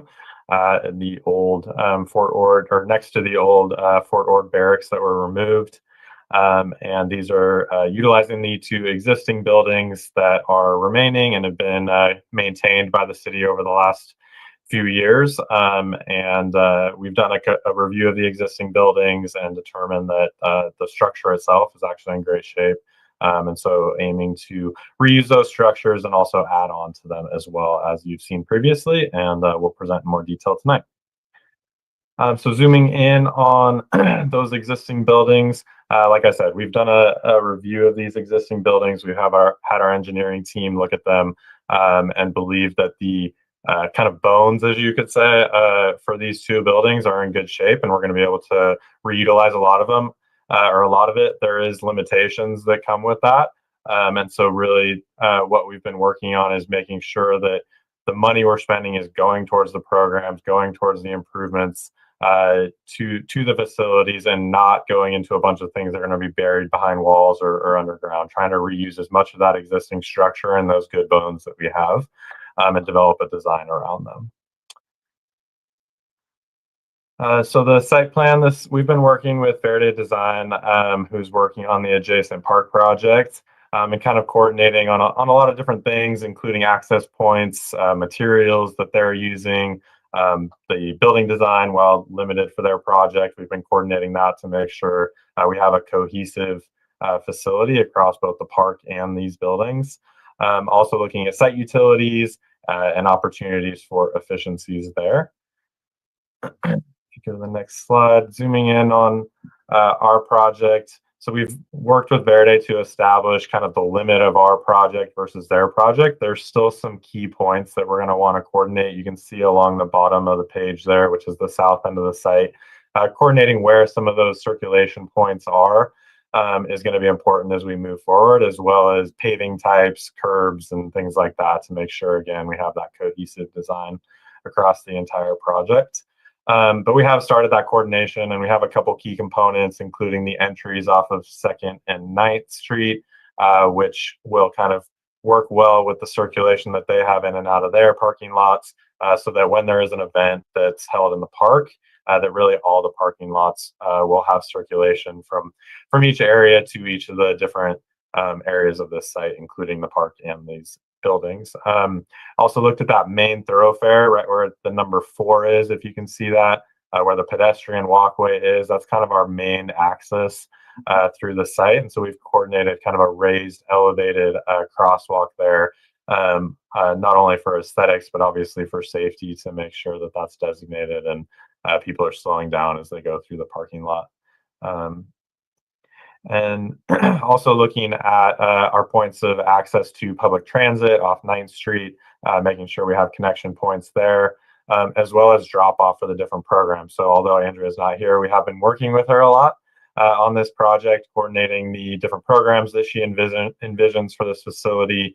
And so we actually added, since our last presentation, we've added a drop off area and enhanced the entrance on the what was previously considered kind of the back side of the building. It's now a little more equal. So that's the north side of the building along 9th Street. We have a longer drop-off curve along that side now, so that the larger programs that have drop-off kind of condensed to morning hours have more queuing and a safer place to drop off without blocking traffic in the parking lot. So those are a few of the site updates. Courtney's going to get into the building updates.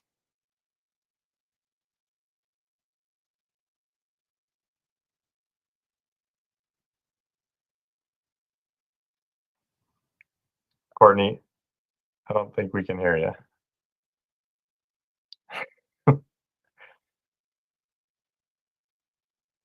But now she had the chance to practice what she's going to say. There you go. And don't worry, I can cover for her if she's not able to get it working.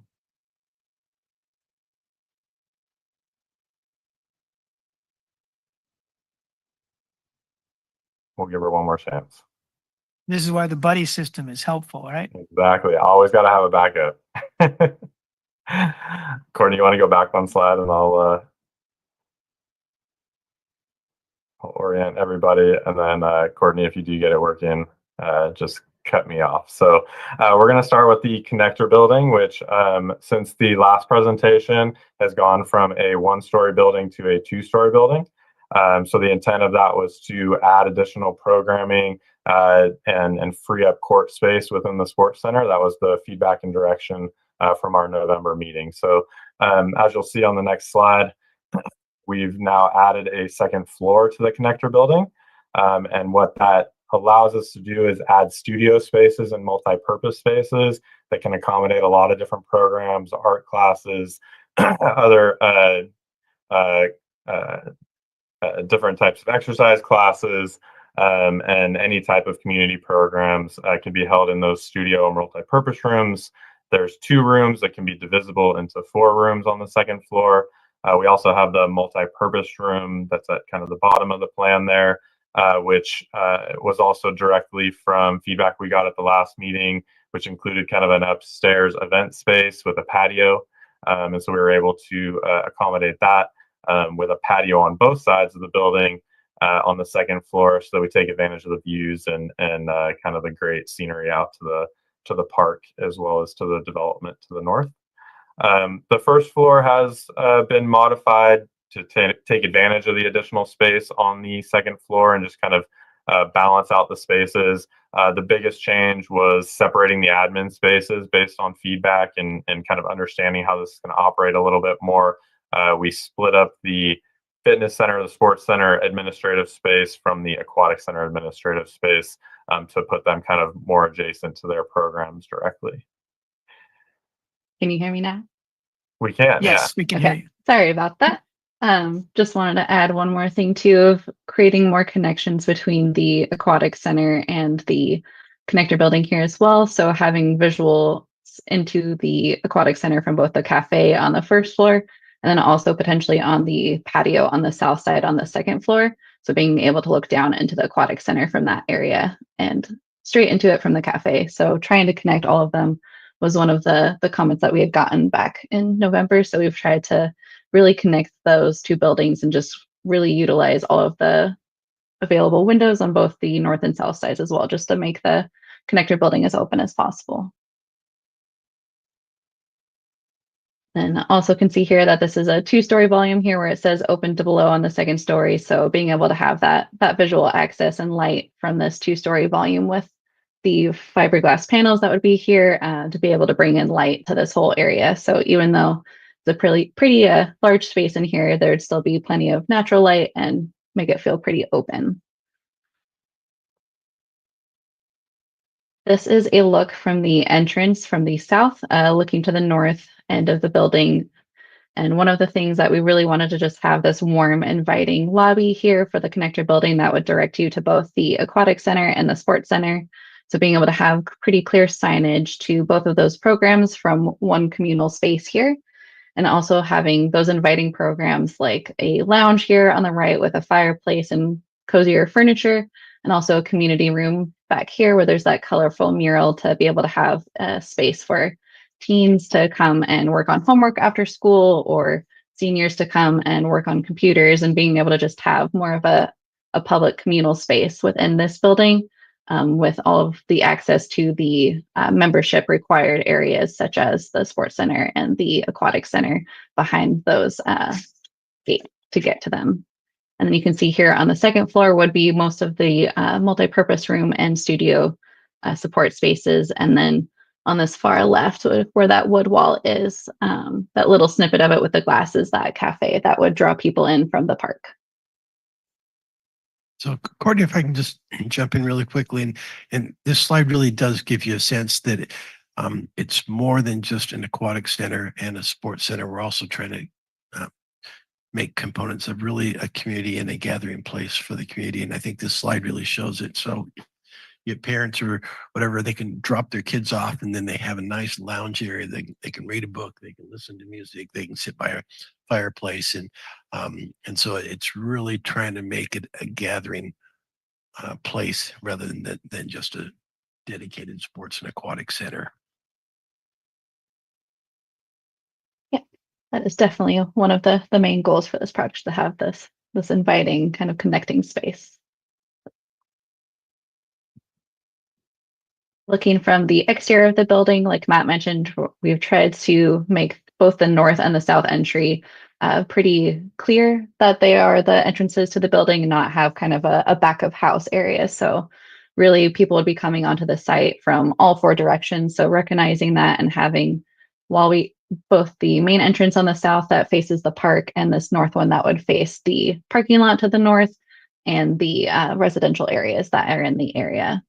So we'd be utilizing kind of this colored entryway here. As you can see, currently showing it in the lime green, but being able to use that color and contrast to really make both entrances stand out.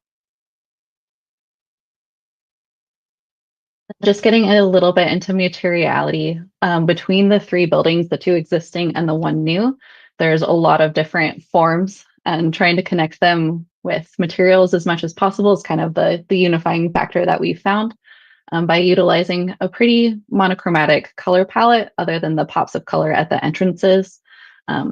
It keeps it fairly simple, but still being able to tie all 3 buildings that even if the color palette isn't too crazy, there's still a lot of textures and different materials proposed within them so that there's still a good amount of variety between the vertical corrugated metal panels, the composite panels that are shown in gray here, stucco for portions of the building, being able to show that even if the contrast isn't a ton in some of the areas, that there's still a good amount of variety and texture within the project. And applying this general color palette to both the aquatic center and sports center that we'll show after this to help unify it and make it look like one complex and not just one new building that's stuck in between the 2 of them and doesn't look like it belongs. Wanted to also point out all of the natural lighting that we're proposing. You'll see this as a common trend across all 3 buildings, but utilizing both the clear glass at all of the storefront systems along the fronts and all of the admin spaces and multi-purpose rooms, making sure we can get plenty of natural light in there. And then also this translucent fiberglass panel system at this whole 2-story volume space here at the entrance. So we can get all of that natural lighting, but a little bit more diffused at this area. So there's not as much glare with giant wall of glass. So moving on to the aquatic center here, we did want to give an update on the pools. The general support spaces haven't changed too much, so we'll focus mostly on the changes that we've made to the pool since the last presentation. Walking through the recreational pool, it's currently split into 4 zones, basically. So starting from the top right here is the beach entry into the kind of kids' shallow play area with a proposed little play structure which would just go then to a ramp to this area, which would be where you see the number 10 and 14 there in red. Would be a underwater bench and in an instructional area. So this would be where you would be having learn to swim programs and be able to have therapy programs as well. That this is kind of the general area at 3'6" water depth that all of those programs would be participating in. If you have been to any of our previous presentations, there's some minor changes from previous iterations of this pool, but it may basically condense this area where the steps and that's underwater bench are currently into one zone. This helps also simplify the lifeguard areas by making it easier to view into each of the 4 quadrants, basically, of the pool. The other 2 zones here, where you see the number 8 in red, or the number 4, are the 3 lap lanes that are 20 yards. So those could be used for warm up for the competition pool, or just more general relaxed lap swimming at a warmer temperature. And then where it says the 12 here in red at the lower part is the current channel. So that has carried over from previous designs.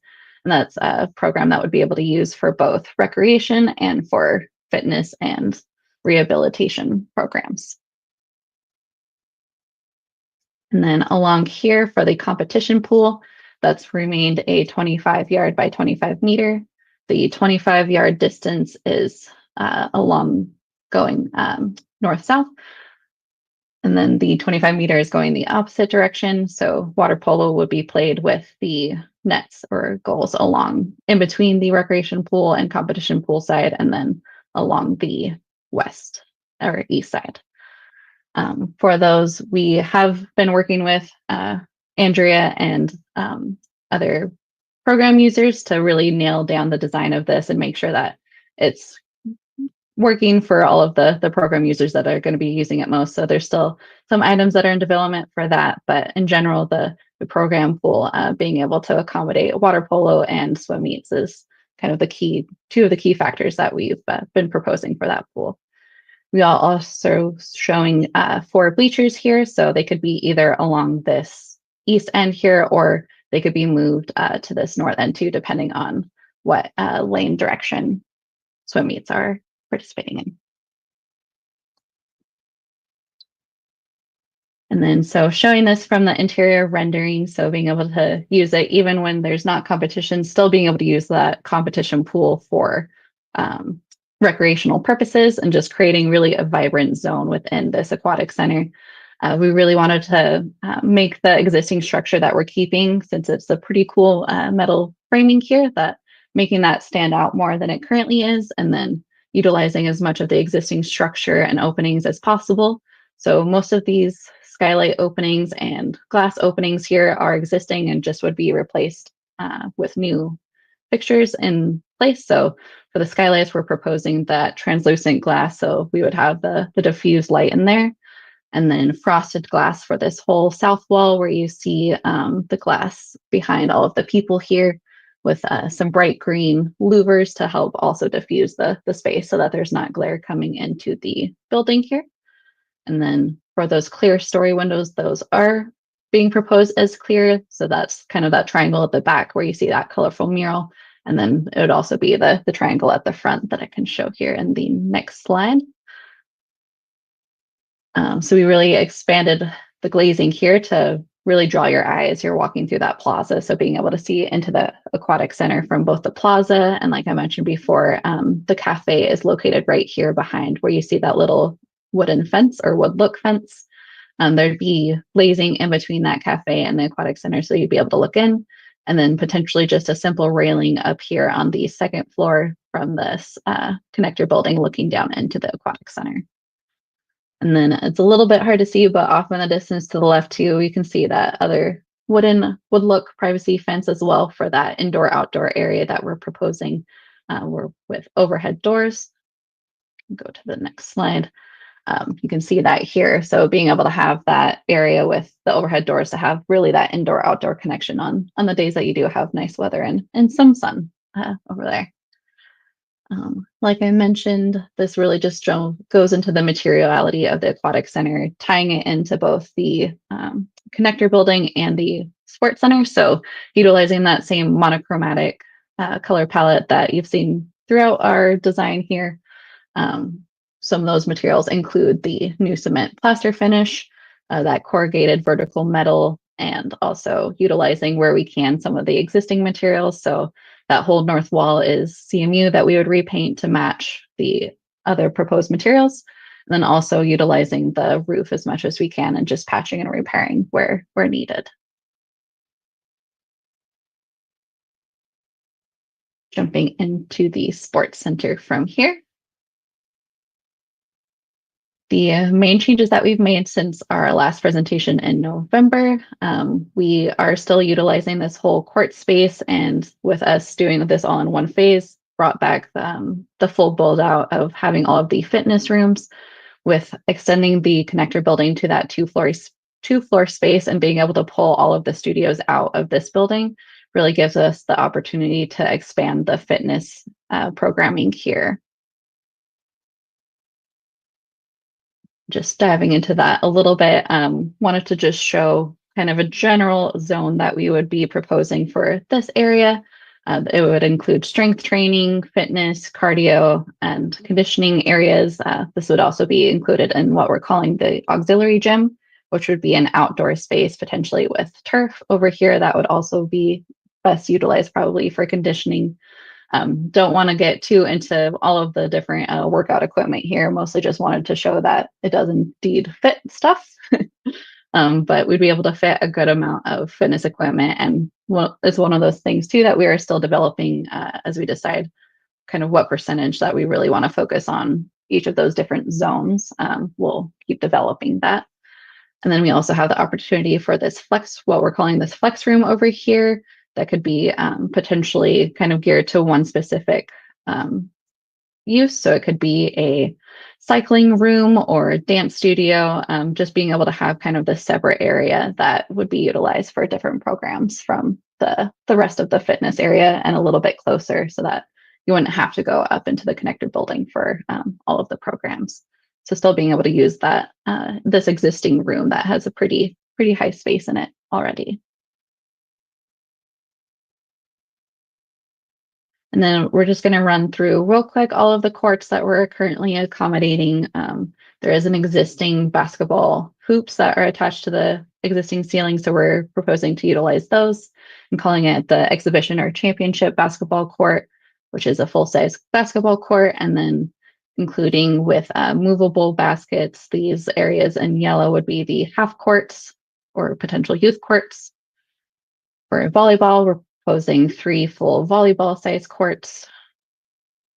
And then for pickleball and badminton, we'd be able to include 5 courts total.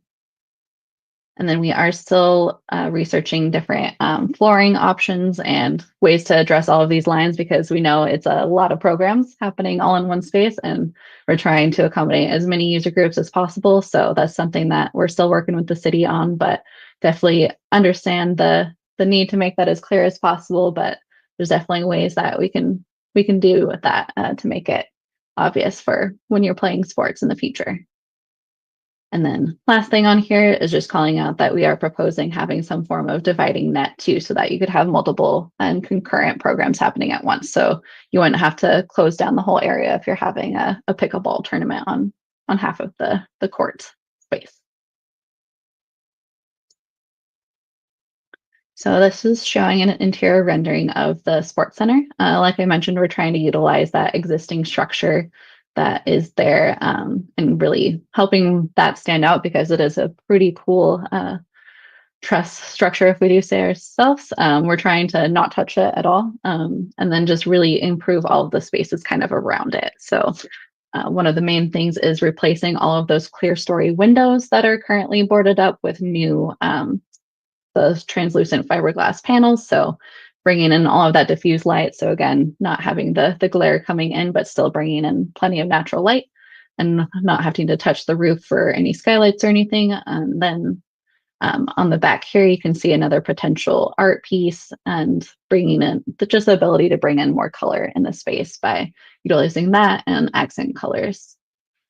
Along here on the left, that teal wall is where all of those support spaces are. So that included men's and women's locker and changing rooms, and then 3 gender neutral or family changing rooms as well. That would have the typical shower, changing bench, and restroom facilities.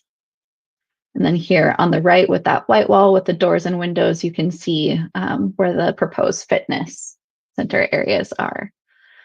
And then one of the big elements of this project too is the walking track and kind of the raised walking track. So we are showing currently both right now. So the more casual pace walking track along the ground floor is shown with those white stripes there. And then the raised walking track potentially having like a mezzanine level with a connection to the connector building, being able to kind of get people up off of the main court area to help open up this space on the ground floor so that they're not running into walls as events are happening. Courtney, while you're there, can you discuss where the auxiliary gym is on the outside? And can you mention roller derby? Sorry. Yes. So the auxiliary gym would be just behind this colorful wall here. So it'd be going through these doors that you see here at the back. That would be utilizing the existing covered patio that's currently out there where there's like a snack bar. So it'd be converting that patio space onto the auxiliary gym. And then for the roller derby, we are looking, like I mentioned, into the sports court flooring that we're proposing here that would be able to be utilized for potentially roller derby as well. We have since we are maintaining this big open space, it still has the dimensions of the roller rink that was there previously or is currently there. So we would be able to have at least the space to be able to accommodate the programs. We're mostly coordinating with the flooring that it's sufficient. And can you go over the seating? Will there be any? I thought there was somewhere there were bleachers that could be moved around. Yeah, so Or is I that in think the seating options still need to be explored a little more based on the amount of circulation and walking path, because where those lanes are doesn't leave a ton of room based on the clearances. So along that teal wall, we're thinking we could have a mix of cubbies and some seating. So that would be the primary seating during larger events. So if you were holding like competition events, you could use that mezzanine level and set up seating on that mezzanine level. That would have to be portable seating. But that's something we're still kind of working through is when this place is packed, how to kind of fit everybody. But we do have it maxed out from a program standpoint. Thank you.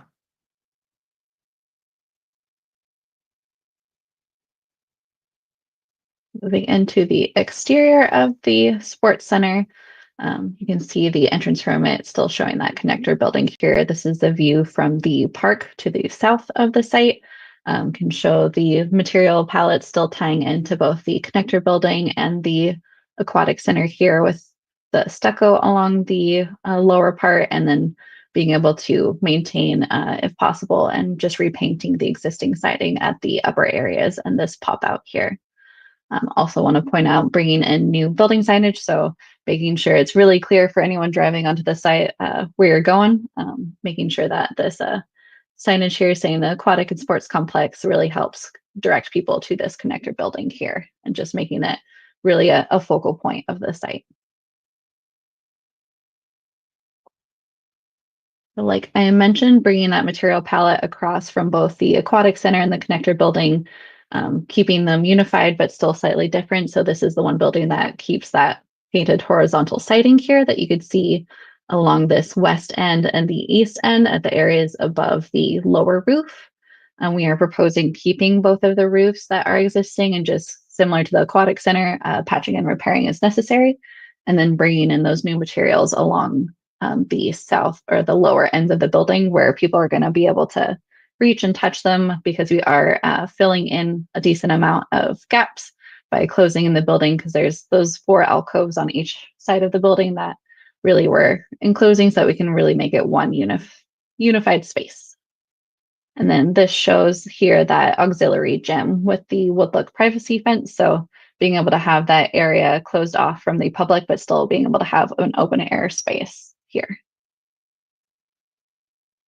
And then along both of, like I mentioned before, from the interior renders, being able to incorporate all of that clear story to bring light into the building.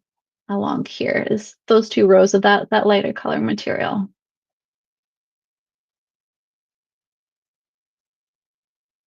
Back over to Matt. Yeah, we also just wanted to point out a few opportunities that could be utilized to celebrate the history of the site and the history of these buildings that we've talked about in previous council meetings. So Courtney touched on them throughout the design, but we do have a few different opportunities that we can utilize, and have started talking to the city about ways in which to incorporate things like public art or historical and graphic imagery, and dedication signage that could be used to tell that history and the great story that this project is going to tell by the end of it. So looking at well, the more logistical pieces of the project, if you want to go to the next slide, Courtney. So I did mention with the updates, the updated direction to increase the sports center programming and add the 2nd floor. We also did an updated estimate. And so this estimate has been updated with this new design direction, including everything you've seen tonight. We also have put together a budget for the furniture and equipment. As you can imagine, especially with that expansion of the sports center, there's quite a bit of new equipment. And so we do have a budget for that. And still within that 41.4 million budget, which is the dollar figure that was approved for the project at our last council meeting. So we'll be continuing to update this as we move along. We are still in the schematic design phase, or just finished the schematic design phase and are moving into design development. So this will be updated along the way. And also talk about, if you go to the next slide, it shows where we're at with that bold kind of yellow underlined point. So you can see when we last met and where we're at today. We're moving into that design development phase, which will really finalize all the kind of details of the project from a constructability standpoint, and then we'll move into the construction document phase. Did want to point out that next item that's kind of identified there, the CM at risk selection. So we have talked to the city about doing a CM at risk procurement method or delivery method, I should say, which would bring the contractor on board at that moment.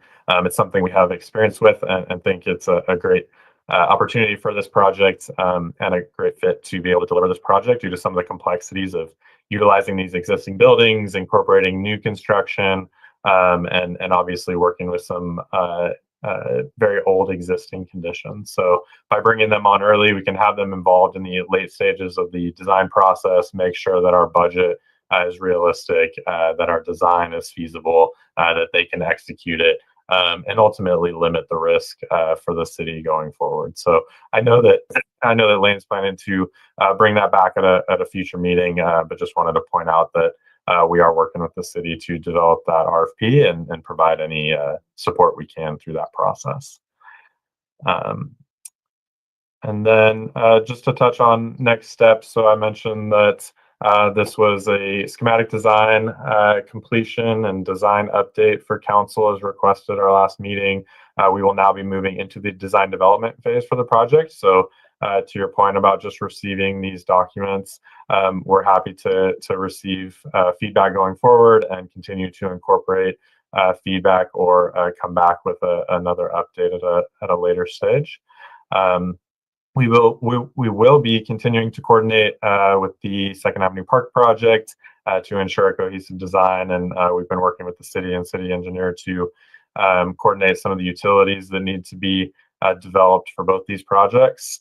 I mentioned the CMAR delivery map that we'll be pursuing for this project, and then also the updated cost estimates that will be developed, and working with the city to identify additional funding sources, and also kind of identify different ways to manage the budget to ensure that we stay on budget.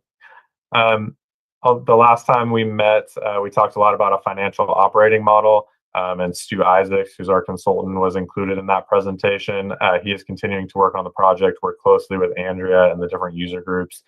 So that will continue to evolve and be presented further at future meetings. And then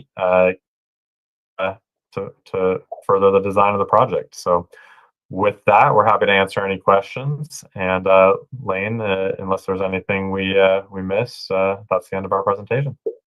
Yeah, there's a couple things if you could address. One was they'd had questions about using LED lighting in the floors for striping.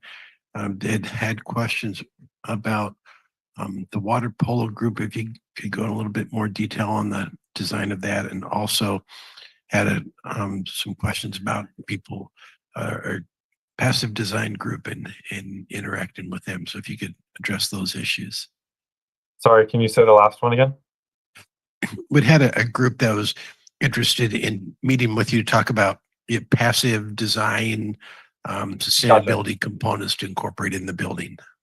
Yep. So in terms of the lines for the courts, we did research the electronic lines that were sent over. Those are very cool. We hadn't seen those. Our consultant, Stu Isaacs, had heard of those over in Europe. And so we have been doing a little research. Our initial findings for those specifically are that they might be cost prohibitive here in the States, but it is something we're continuing to look at, as Courtney mentioned. Different ways to do it. We've also talked to Andrea and done some research on other facilities. Obviously, this isn't the first facility that's tried to have this many lines on a court. Some have done it better than others. And so we're trying to figure that out. One of the strategies that we've talked about is that for some of the programs that happen maybe once a week or a couple of times a week, you can have the corners marked out, but not necessarily the entire line marked out. And that allows staff to more quickly kind of set up temporary lines. And there's special materials, like basically a special tape that can be added so that it's still safe. So we've talked to Andrea about a couple of those options, and that's definitely something that will be figured out during this next design phase, the design development phase. For water polo specifically, we have had conversations with there's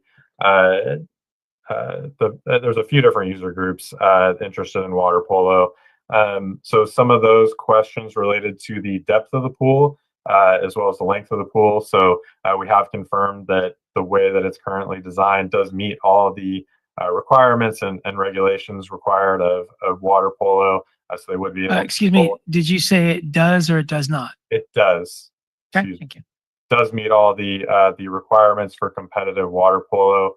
There are some newer trends to have everything at 7 feet, which is in excess of the requirements. And so we were doing some research on that.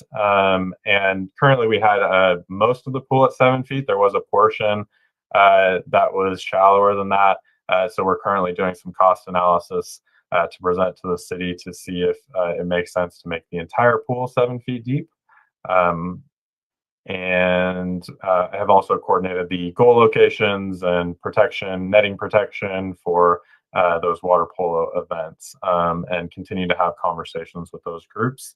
I think Andrea is working on setting up a meeting specifically with the interested water polo group. And then the last item, sustainability. So yes, we have continued to incorporate a lot of sustainable features. Courtney talked a lot about the daylighting, LED lighting, Title 24 requirements for California kind of align with like a LEED Silver type of certification. So all those will be incorporated, and I know we're also working on a meeting to kind of go through those in more detail. Specific to the pool, there is some additional opportunities for different sustainable measures, and we've developed some options to present to city staff for their recommendations on which ones to include. So that'll be a part of that meeting as well. I think did that address those questions, Lane? Yes, thank you. Okay, let's go first to the public. Anyone here in person? Not seeing anyone rise. Let's go to the remote folks, and we'll go to Doug Yount. Hello, Doug. Thank you, Mr. Mayor. Can you hear me? Yes, you might speak a little bit louder, but we can hear you. Okay.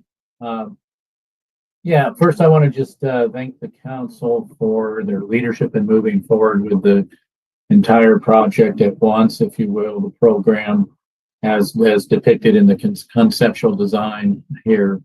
It is impressive, and I think will be a tremendous amenity to the city. I think the public will respond both locally and regionally. I think it's going to be a real asset to the city of Marina. Also, just to ask that the council work with MCP and Shea, if you will, as a development partner in this facility on exterior colors and materials so that there's continuity with the overall Dunes project. This property, obviously, this project is within the overall Dunes specific plan and is subject to those design guidelines. It'd be nice to make sure it's coordinated in that regard. Further, I think there was a comment about the historical commemoration to honor Fort Ord. As you know, in the promenade of the Dunes, there is a number of historical commemorations of murals, but there will be further historical commemorations coming on the village square as well as down the linear park. So we just want to continue that trend in buildings on Fort Ord if possible. Finally, then, and probably comes as no surprise that we're suggesting that, obviously it's a little early, but I just put the notion out there that consider naming the facility the Seagrist Aquatic and Sports Complex for the city of Marina, obviously after. Can you repeat that, Doug? We couldn't, I'm sorry, Doug, can you repeat that? The last point then, Mr. Mayor, is that should you council consider naming the facility the Seagrist Aquatic and Sports Complex after former Parks and Recreation Director Terry Seagrist?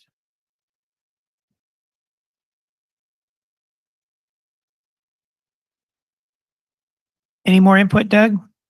No, that's it. Thank you very much. All right, thank you. Anyone else on the line that would like to raise their hand to speak to this matter?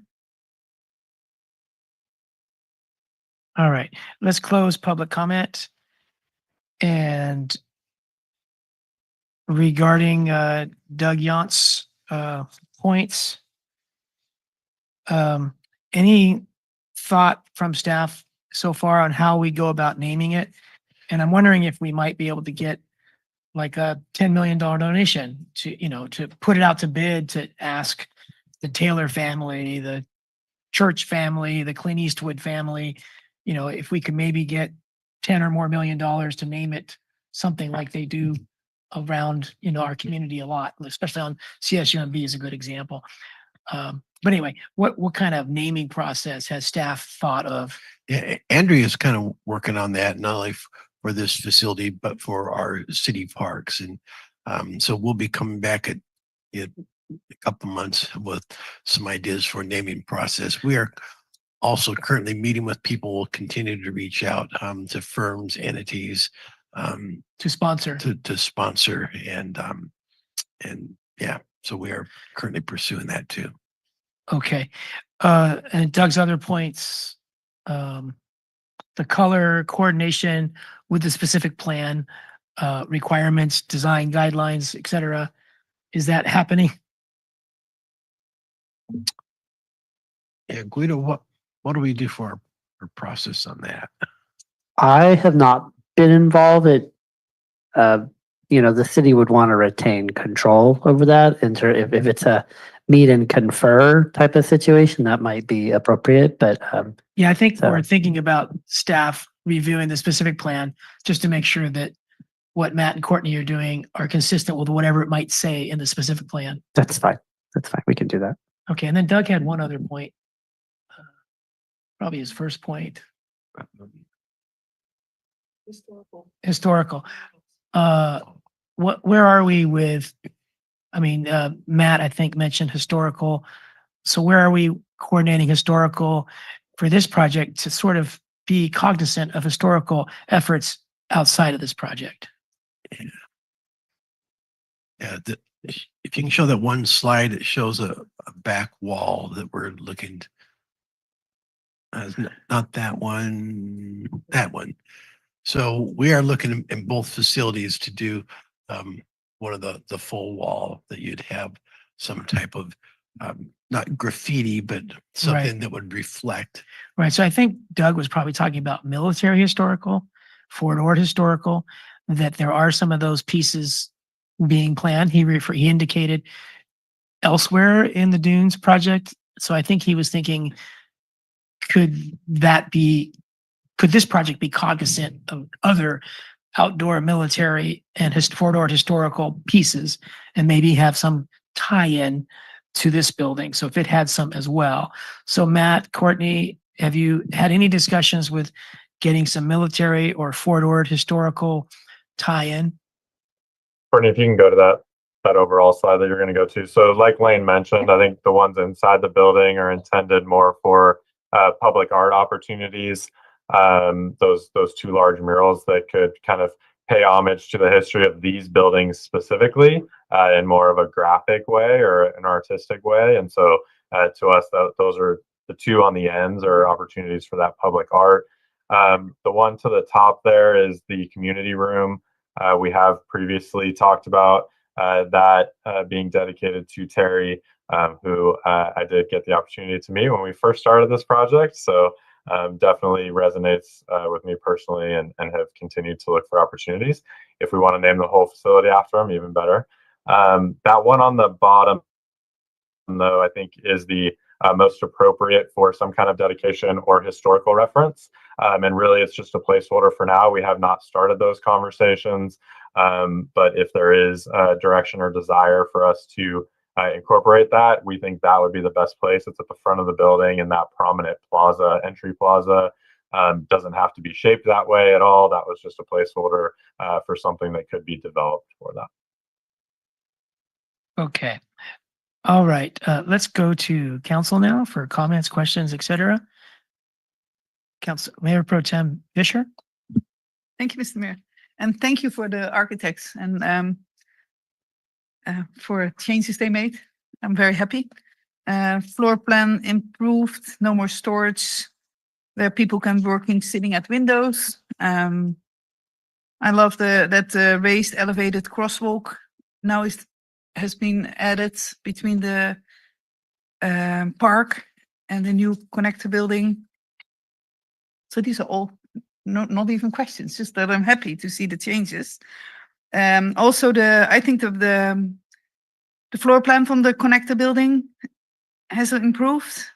What I noticed is that the family, the gender neutral bathroom is no longer in a separate area. It's all together, which I think is much better.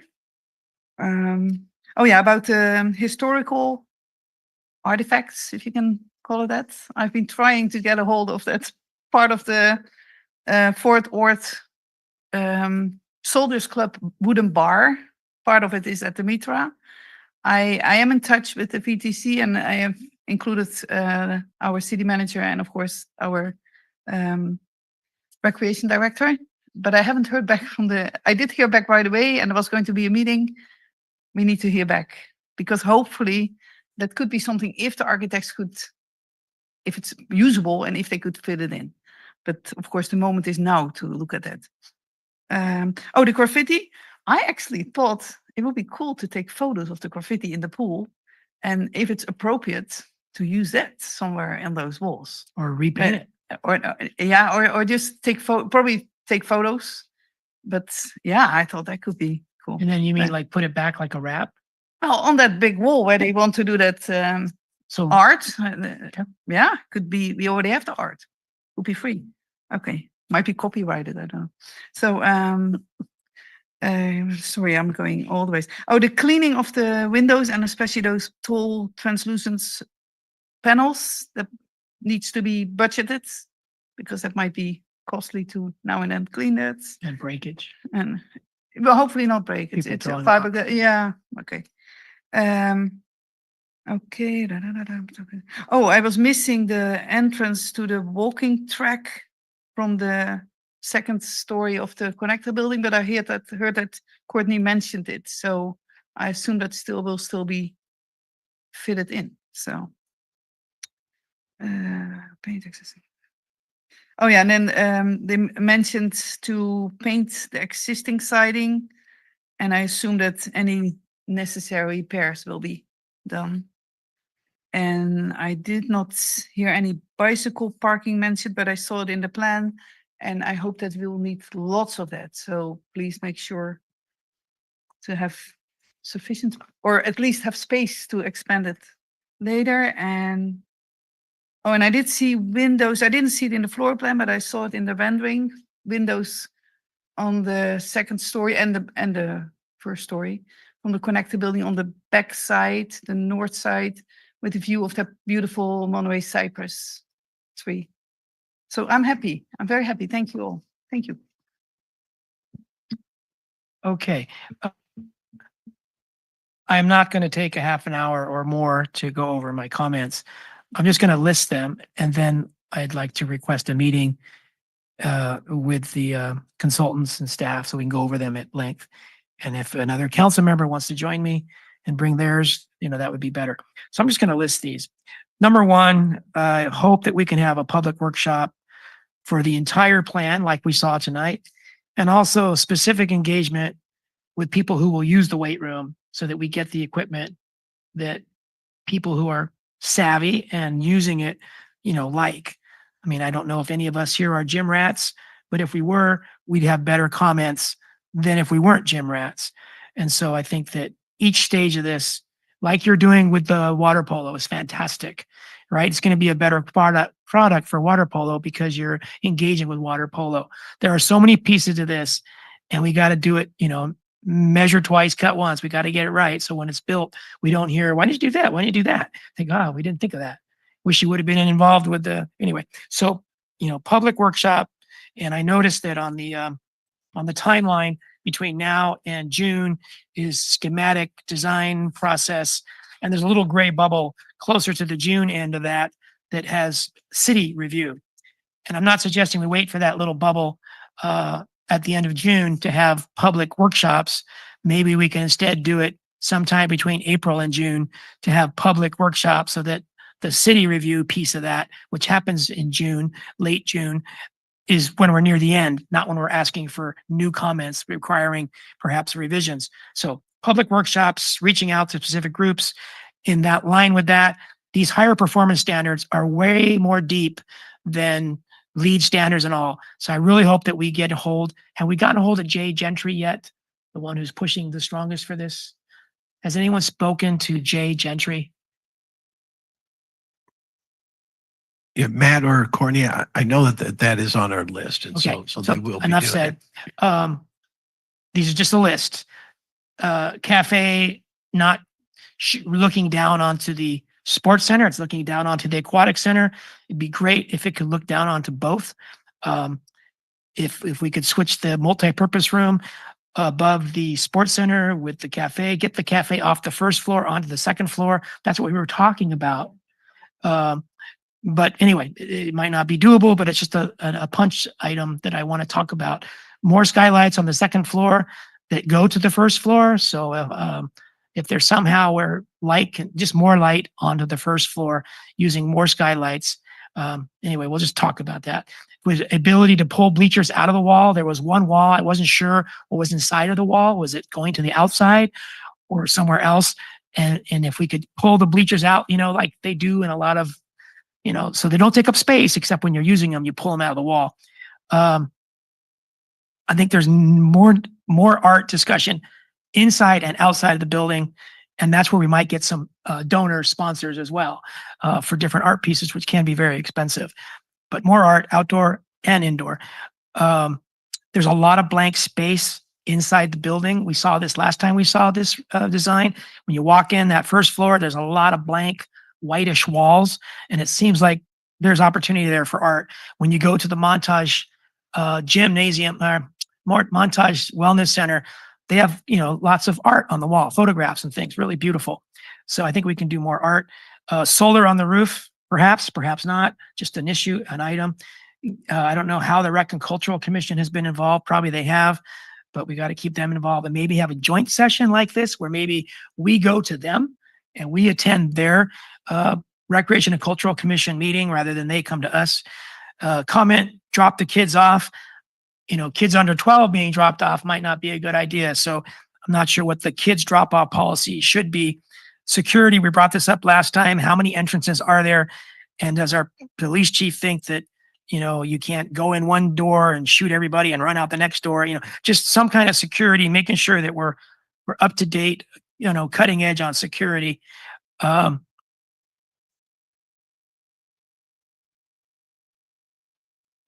don't know what the geysers are. I don't know what the donut spray is. I don't know what the current channel is. I don't know what the wall sprays are. I can't find number 11 massage jets on the graphics for the aquatic center. And I couldn't find them when we had them on the big poster boards either. So I'll be asking about those water items, which sound fantastic. If I was a kid, I would love them. A little bit more. I think we need to reach out to the roller derby community, just like we're reaching out to the water polo community. Almost done. That was most of it.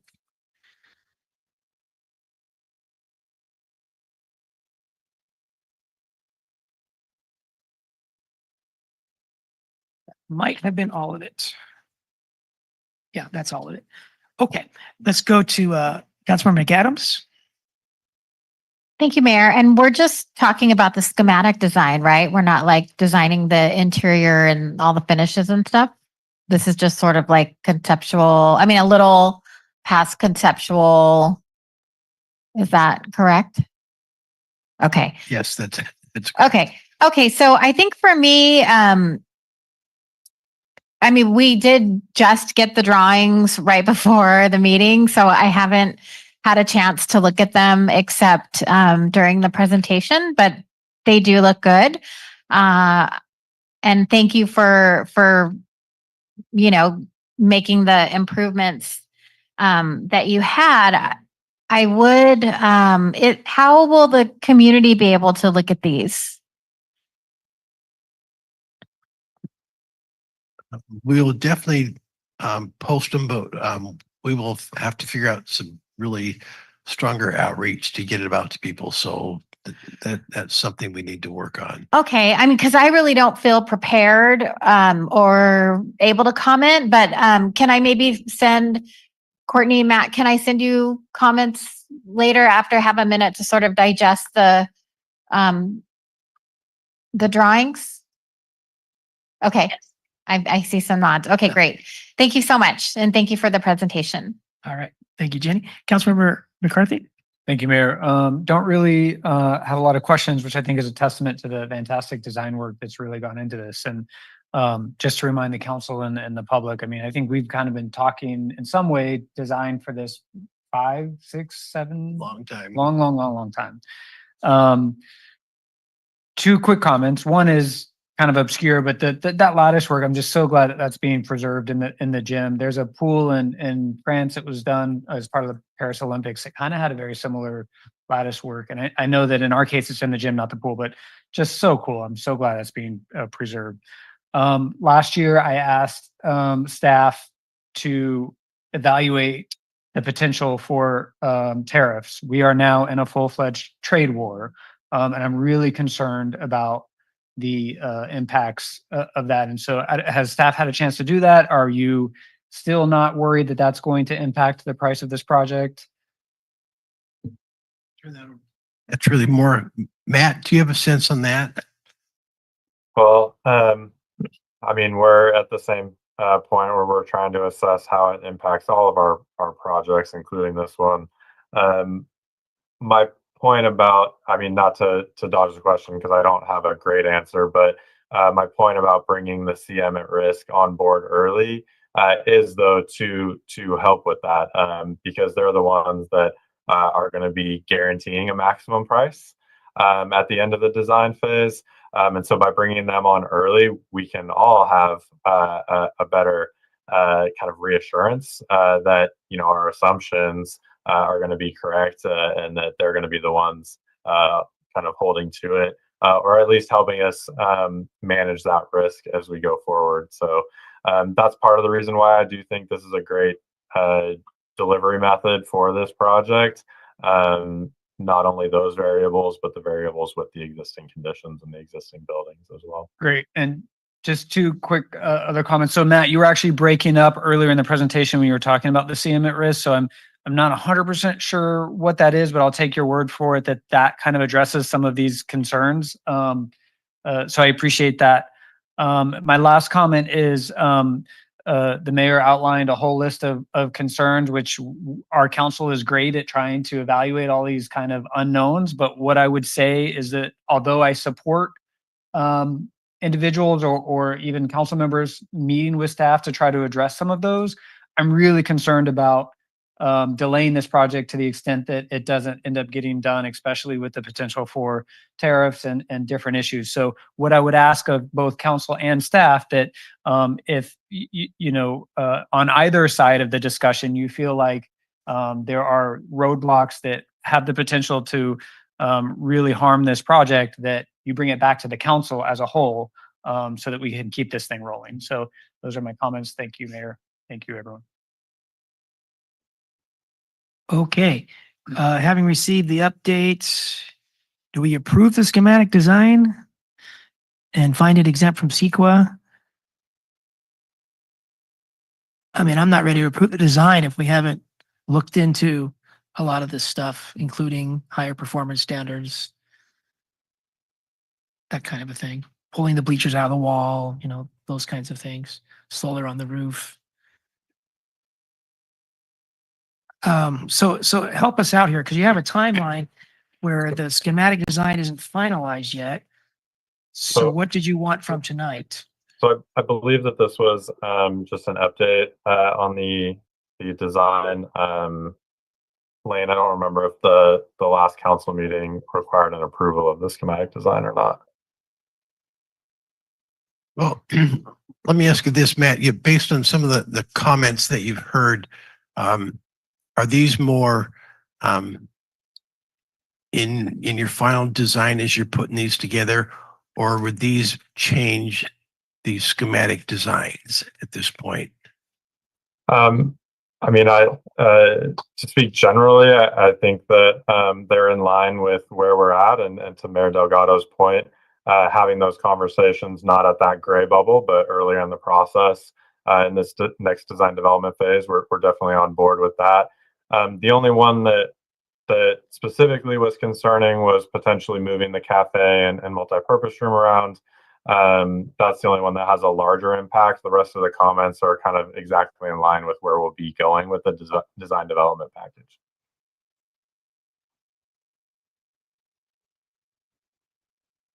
All right, well, maybe we should just get a quick take on the cafe if it's a major reconstruction.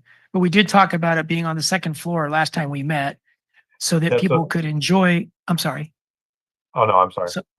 So people could enjoy watching their family members play, water polo or sports. So on the second floor, you won't have the opportunity to do that. So can you tell us why the cafe is on the first floor and the multi-purpose rooms on the second floor? Yeah, so our recommendation would be to have the cafe open to the public from the first floor so that it can serve the entire park complex as well as just open for the public. That entire lobby is is not membership based. Like Lane said, trying to keep that open to the public. So we believe that moving the entire cafe to the second floor would limit the effectiveness or success of that. The way we interpreted the intent of those comments previously was that there could be a space upstairs that could be utilized for kind of those types of events where you would want kind of an elevated experience, or have kind of a, yeah, like I said, more of an event. So the thought was that if we put a multi-purpose room up there adjacent to a small kitchen storage area, which is shown in gray right next to it, you could have catered events, could be catered by the cafe below. But the cafe could still support those events on the at the second floor multi-purpose room. That would be a slightly elevated space, so not intended for art classes and other things, but something that could hold community events or business events or rental events, and having that large patio off the front of it. Those would have views into the aquatic center, as well as views into the second floor volume of the lobby. So more of like a true event space. That was our recommendation for how to address the comments that we heard last time. Okay, I have a comment, and let's hear first from Mayor Pro Tem Fisher. Thank you. I was trying not to do this because I thought it might be too detailed. But yes, I agree with this. I think it's good to have the cafe downstairs for accessibility. But like I said, upstairs, I was expecting an entrance to the walking track. And so that could be, instead of having the admin there, that could be an open area where you can also sit and look into the building. And then have the admin instead of one of the studios. I don't know what the requirements are for the studios. So this is why I was trying not to get into this, because they know the square footage, I assume. But the one thing that I forgot to mention is the patios are only accessible through studios. So if possible, it would be nice having at least one that you can access without having to walk through a studio. So you might be able to tweak some there, but for me, it would not be a fatal flaw. That's yes. So that's why I didn't even mention it, but if they're still going to tweak, you might want to look into that as well. So thank you. All right. And my comment on that is, are these patios, can you bring food and drink onto them and watch? Will there be chairs you can chill out and watch what's going on below? I mean, some of that's probably a better question for Andrew. From our perspective, yes, that would be okay. And I think I can't. Sorry, Matt. Can you repeat? I'm not understanding what you're saying very well. I said some of that, Andrea could probably speak better too, but from our standpoint, yes, from a design standpoint, there would be nothing preventing you from doing that. And I do think there'd be a way to add a access from the general circulation to that patio. Okay, well, that would be great. And maybe a compromise between moving the cafe, which I see is great on the first floor too. Okay. All right. And while I have this up, I can point out that, sorry, it's not super clear, but this mezzanine, where it says mezzanine on the bottom right-hand corner of the second floor, that would be the connection to the walking track. So you would have to have a 3-stop elevator. So it would stop at the first floor and then the second floor for the connector. And then we're calling it a mezzanine level. Basically, that's kind of halfway in between that for that walking track. And then it would go across there. And then that looks down onto the sports center. Can you bring food and drink there? And has chairs to sit, that kind of thing, or no? That portion, we're having it as more as a circulation space, but we can look into potentially having it be a little bit more open. If not there, then back to the patio with its own excess. Just thinking of how sweet that would be to be able to eat and drink and watch below, hang out up top. Not a fatal flaw, but it would be really a nice feature. Okay. So, not sure we need a motion. Do we want to find, does it matter if tonight we find this action exempt from CEQA? No, I think we're fine. Okay. All right. So am I hearing these schematic designs, you're okay with it? These comments that we're hearing, these are things that we'll look at it as we move through the design phase. We'll meet directly with you and whoever else. We'll get comments. I think the public workshop, scheduling it sooner than later would be better. And so I think we'll try to do that sometime early part of April, if possible. And I'm assuming in your suggestion of, because we have brought this to the Recreation and Cultural Services Commission, but it would probably be good to do it one last time. Remember, this room was packed and the Recreation and Cultural Commission might have, I don't know, had a few people because it wasn't advertised. It was just normal. Right. Had notices, but. And so when you talk public workshop, is that, would you want to do that joint meeting with the commission at that same time, or you just want to have just a separate public, really essentially a community meeting where they can, the consultants will make a presentation similar to this, more in detail? Kind of like we did at the Dune City Park. It was outdoors. This doesn't have to be outdoors, but maybe this does need to be outdoors. Maybe it's in the facilities themselves. So people can see it and get their creative, but doing it from the office like this, without the public, we're lay people. We don't know everything about what's going on here, but some people know a lot about each one of these pieces. And we hate for them to come in afterward and say, why not? We said, I don't know. We didn't think about it. We're just volunteer lay people. Okay. Yeah. Yeah, I think we totally understand that. And I think that's a great suggestion. So we'll do a lot of public outreach. Say, hey, people, last chance This on is it. design. You want a good weight room? You want a good polo? You want a good roller derby? You want a good XYZ art, Army recognition, appreciation? This is the time. Okay. We'll do that. Mayor Pro Tem Fisher? Yeah, just a comment. If the building is not safe enough to have people in there, maybe do it again at that auxiliary where they also did it for the park, where they had the presentation for the park, because that did attract a lot of people. But I think that Yes. sports center is very safe to go in. We've had, if not field trips, we've had large groups in there for this purpose. That will be even cooler. Yeah, I think, we'll involve our chief building official, but I think their concern is exits and things like this. And I think we can probably do a safe pathway in. Yeah. To make Leave the that big work. doors open, both sides. Yeah, so we'll definitely look at that. Okay. All right. So if we're ready to move on, great job, Courtney, Matt. This is fantastic. It always was fantastic. It just keeps getting better. Thank you. Okay. So we move to the favorite topic of potentially revising the compensation for mayor and council members. This was intended to be a second reading. Is that correct? And I pulled it to give us one more chance to consider. Basically, I want to make a motion that we don't do this. Instead, we get it to 1,000 for the mayor, 850 for the council, which is an average of 2 averages. I don't need, I'm sorry to repeat myself, but this came up last time. And I still hear a lot of sticker shock out there. And I think that the feelings around the sticker shock are not going to go away. And as more people find out about it, only a small percentage have found out about it. I think that the sticker shock feelings are going to continue, increase, have an impact on our success with bonds and other things we want to do. And so I think it's worth reconsidering tonight. And that's why I pulled it. So I would like to motion again that we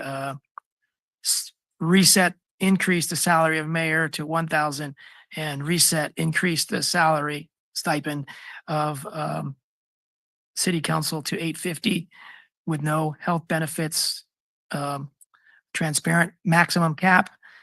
And we've had some, and that's my motion. Is there a second for that motion? Okay. Last thing I'll say is that we have had some additional information by members of the community comparing our population to other populations and our size of our budget to other sizes of other budgets, trying to get more apples to apples. And we come out pretty high and we want to stay in the middle. I think we want to stay in the middle, but right now we're on the high end. So I thought bringing us down to the middle would be consistent with what we do with public safety and non-public safety employees, trying to keep their compensation in the middle. Councilmember McCarthy? Thank you. Just a procedural question. Are we going to the public or we already did that because it was Yeah, done? it was consent item. Okay. So So I'll make a substitute motion that we approve as, No substitute. There's no motion on the floor. oh, thank you. I will make a motion then that we approve the item as listed in the consent agenda. Second. Okay. Mayor Pro Tem Fisher? Thank you, Mr. Mayor. And I only want to be sure that apples to apples, you know, almost everything I've seen online that people compare with other cities, the other cities offer medical benefits, and that makes the biggest difference because that can be hundreds or thousands of dollars per month. The proposal that we have is to have it all included. The city will not pay for benefits. Let's make that very clear. So there will not be a difference when you vote, when you have candidates. Every council member will get paid the same, no surprises. There won't be families that need to be covered under medical plans. So that's the biggest difference. And comparing to populations, I haven't seen anybody compare it to the population of Sand City. So thank you. Right. The apples to apples comparison has included all-in costs from city to city, and we ended up on the top of the chart. I don't know how much money they put in for healthcare. Did it 2,700 per elected official or 500 per elected official? I don't know the details, but they did it. They did their best to be apples to apples, but Our staff provided the comparisons and we were still on the low end. If you see the all-inclusive price. So, and I trust our staff having provided the correct numbers. So I said it before, I see I'm going too long now, but I said, give it 1 or 2 election cycles, look how it is going. I know that Councilmember McCarthy suggested it. I think let's go ahead, look at it into 1 or 2 election cycles and see if we have attracted more candidates. do you want to, this would not affect the ordinance. Well, maybe I don't think it would affect, it wouldn't have to be written in the ordinance to say that we do just that on a certain year, we review it. It will And be up it's not to- part of the ordinance, it's just direction to staff that by a certain year, we review it, see how it's going. To put it back on the agenda, it will be up to the then council members to, Right, but is that without modifying this, just giving staff direction to bring it back for review in next year? Sure. Would you like to make that friendly amendment, Brian? Or not? I don't think so, just because I wouldn't know if that would be 2028, 2030. You call it, and you can call it right now. And yeah, I'm not going to add that, and I call the question. Okay, when they call the question, can you make a substitute motion?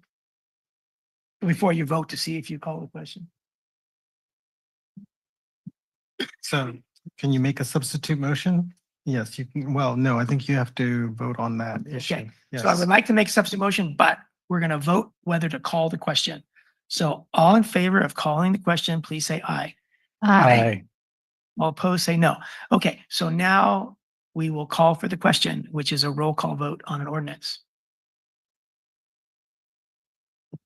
Councilmember McCarthy. Yes. Councilmember McAdams. Aye. Mayor Pro Tem Fisher. yes. Mayor Delgado. No.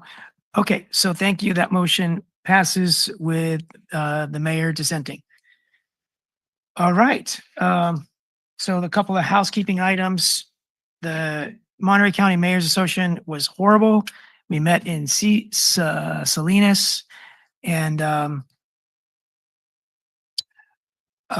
Cal-Am basically got a nod to appoint Salinas mayor again to LAFCO instead of the alternate. It's been an alternate for several years, the mayor of Soledad, Ana Velazquez. And so that means that the ability for Monterey Peninsula Water Management District to purvey and be in charge of their own water is not going to happen. It's going to have to be a fight in the courts because LAFCO is the biggest obstacle that Cal-Am is hanging on to prevent the Monterey Peninsula Water Management District. So it was a very unfortunate meeting. And it's been taped. If you see it, you too, if you're from Marina or the peninsula, you will likely be very disappointed in what you hear. That was the main issue at the mayor's meeting in Salinas. Okay, so now we go to Council reports on meetings, conferences attended. Councilmember McCarthy? I didn't have my, That was a legacy late? yeah. Okay. I met with Yuri Anderson, who's chief of staff with Wendy Askew, and she told me that Monterey County is having their next Tuesday meeting on the housing element, and the triangle piece of property at the corner of Blanco and Reservation Road, which is just outside the city limits, being proposed by UCSC as primarily upper end housing as a way to make money to do other things that they want to do, is still in the mix. And the city, thank you to Guido and others probably, but Guido has written a letter as of a year ago, giving them an option to get more housing, but not use that piece of property. Lane and myself and Guido went to UCSC, met with the chancellor, and we discussed our perspectives, theirs and ours. And there's been no movement in our direction. So Wendy is hoping that there can be one more meeting before next Tuesday between her and county staff and UC and city representatives. So if we can get that together, that'd be great, but it's short turnaround for that. But I wanted to mention that as a meeting I had. The other meeting I had was with TAMC's Rail Policy Committee. It's all about railroads, rail service in Monterey County. And the Monterey Bay branch line, which would come from Pajaro through Marina to Monterey, is basically on hold until the 40s or 50s, 2040s, 2050s, but it is in the state rail plan. So it's on the books, and you got to be on the books to have a chance, but it's no time soon. Okay. Mayor, can I just add, thank you for mentioning about that parcel, because I was actually curious of what the status was on that. If I recall from the last time it went before the supervisors, it was really a couple supervisors in particular that needed to be reached out to. So if it's possible, as opposed to maybe staff, reaching out specifically to those supervisors that didn't have the same opinion that the city of Marina did. That makes sense. So there were a couple supervisors that were championing doing something with that land, the housing, and the city of Marina wrote a letter, I think, opposing that, but reaching out specifically to those that voted yes to build housing there. I think it was Supervisor Lopez and Alejo, and but just reminding the perspective of the city of Marina, and hopefully they'll consider that perspective. Okay. So you're suggesting reach out to those to ask them to change their mind who were on the other side of that issue. Okay. Thank you. Thank you. Yeah, I think our best shot is Glenn Church. He's the closest one, and he was on the bubble kind of. But after a couple of supervisors got theirs pulled out, they were done. Yeah. Okay. All right. Well, we are adjourned. Thank you, everyone. We're not adjourned. We're going to adjourn to closed session. We're going to continue to closed session. We're going to continue by moving to closed session, and it should be brief. Thank you, everyone.